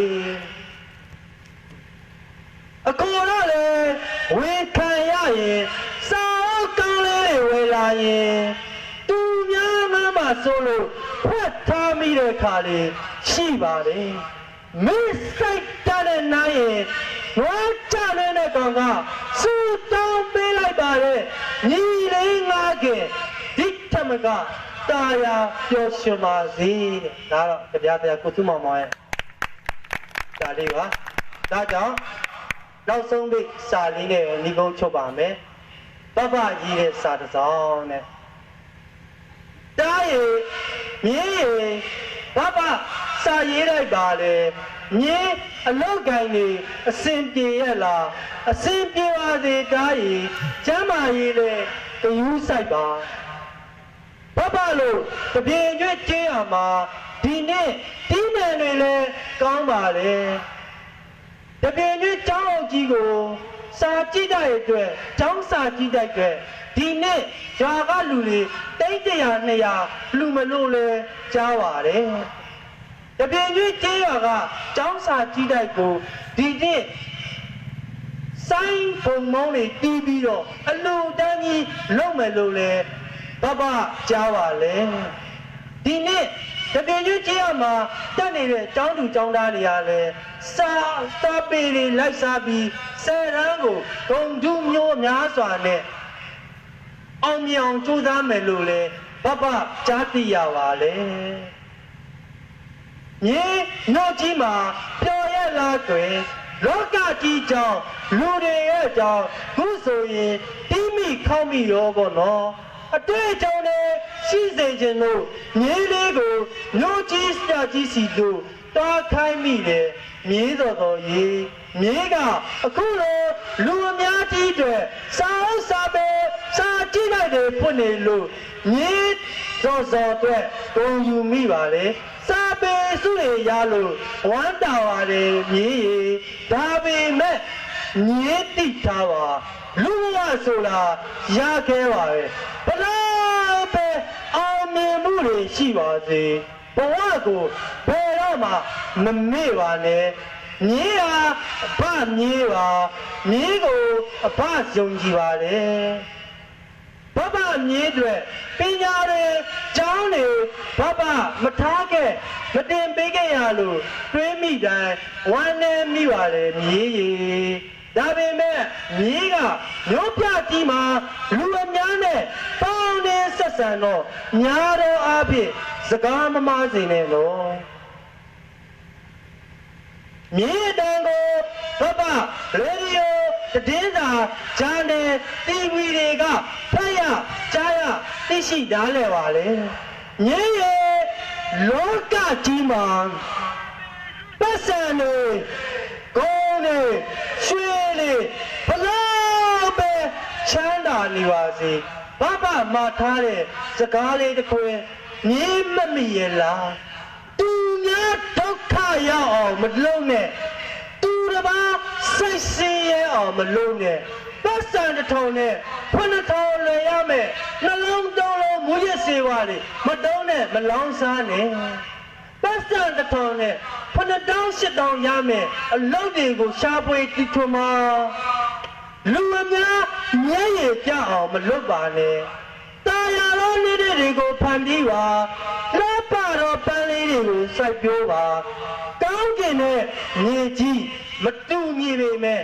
လူသားတွေတဲ့အများမေတ္တာတရားတွေပေးထားခဲ့တယ်အဲဒီလိုပဲမြင်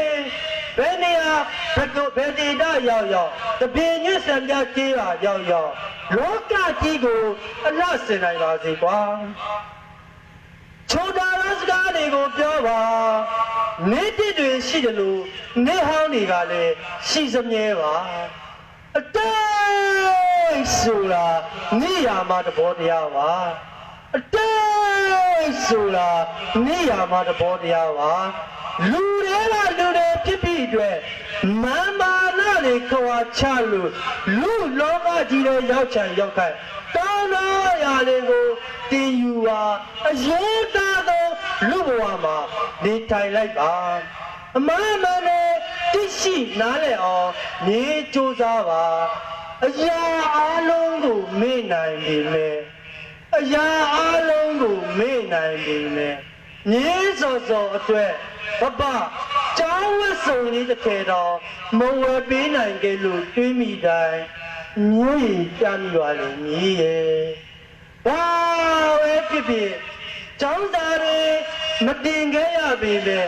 စာအုပ်စာပေတွေကပြီးတော့ခွာကြောင်းမြင်းစော်စော်အတွက်ခုလိုတိပညာတွေရှိခဲ့လို့ဝမ်းသာပါတယ်တားရီကျမ်းမာရေးတွေဂယုဆိုင်ပါငါးကင်ဟောရောင်းကောင်းရဲ့လားမြင်းစော်စော်နဲ့ဘဘစကားတွေအများကြီးပြောချင်နေလေမြင်းစော်စော်ကမအားဘူးလေလူကောင်းတယောက်ဖြစ်အောင်လေ့လာပါတင်ယူပါလူတွေကိုအကောင်းဘက်ကမြင်ပေးပါလူသားနဲ့ထမီလေစားခဲ့တောက်ခဲ့ရတဲ့နေ့ရက်တွေကိုမြင်းရဘဝကိုဘယ်တော့မှမမေ့ပါနဲ့နော်လောကကြီးကိုတာယာအောင်ဖန်တီးပါတပည့်ကျွတ်ကြေးရကိုလှပအောင်ဖန်တီးပါလောကကြီးကိုလူတွေကိုမြင်းအဖက်ဖက်ကစာနာနားလည်ပေးပါလူသားတွေကိုစာပေတိပညာတွေညဝေခြင်းသည်ဉာဏ်ပညာတွေတိုးပါခြင်းပင်ဖြစ်ခြင်းသည်တွားတည်းလာတည်းရှိပါဘယ်တော့မှမမေ့ပါနဲ့မြင်းတော်တော်ကြီးဘိုးလားမင်းကြီးရဲ့သမီးစီစံရွှေလင်းမနဲ့ဘေဘေမင်းမဘဘရဲ့မြေတော်တော်ရဲ့စစ်ပေတင်ပြည်သူများရွှေလင်းမနဲ့ဘဘတို့ခန္ဓာတော်တမန်ဝိုင်းကအဒူနေခြင်းမီ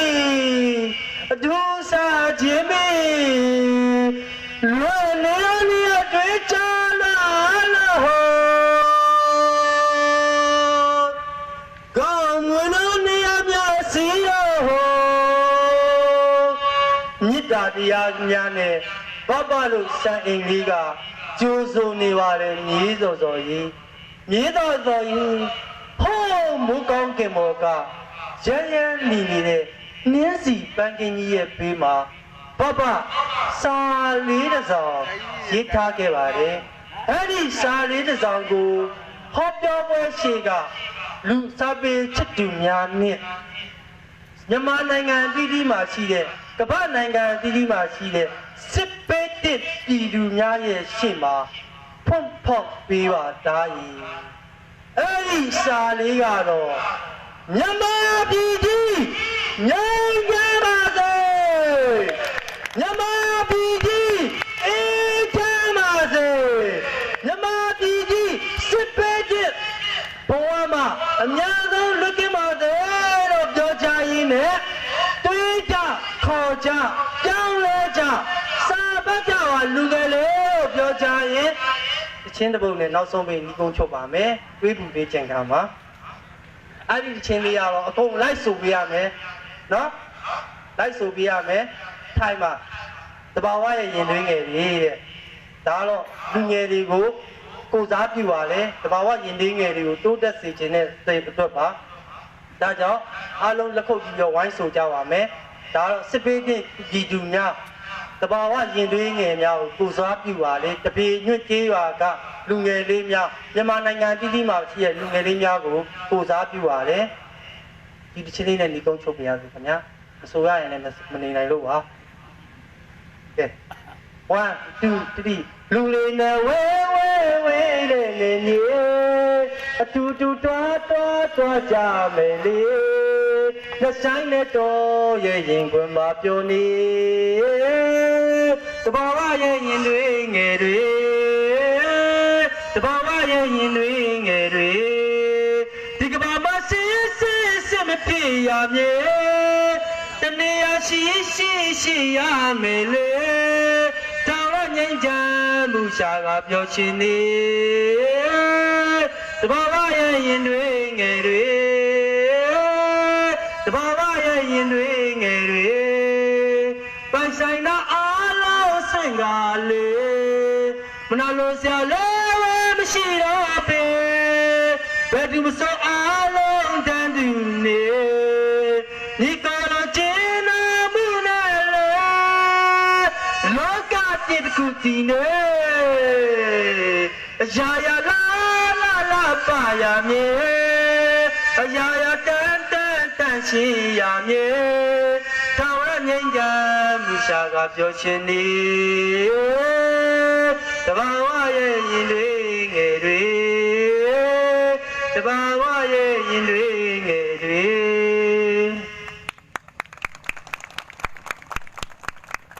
တော်ရဲ့လူငယ်တွေမှာကိုယ်ပိုင်နာမရှိတဲ့တဲ့ဖမြတ်တဲ့တပင်ကြီးတရားလူငယ်တွေမှာလဲကိုယ်ပိုင်နာမရှိကြတယ်တဲ့တော်ရဲ့တဲ့ဖမြတ်တဲ့လူငယ်တွေကတော့တပင်ကြီးတရားလူငယ်တွေဖြစ်ပါကြောင်းပြောကြရင်တွေးကြခေါ်ကြပြောင်းလဲကြစာပတ်ကြလူငယ်တွေလို့ပြောကြရင်ဒီကုန်းချုပ်ချင်ပါလေအားလုံးကျမ်းမှချမ်းသာပါစေခင်ဗျာ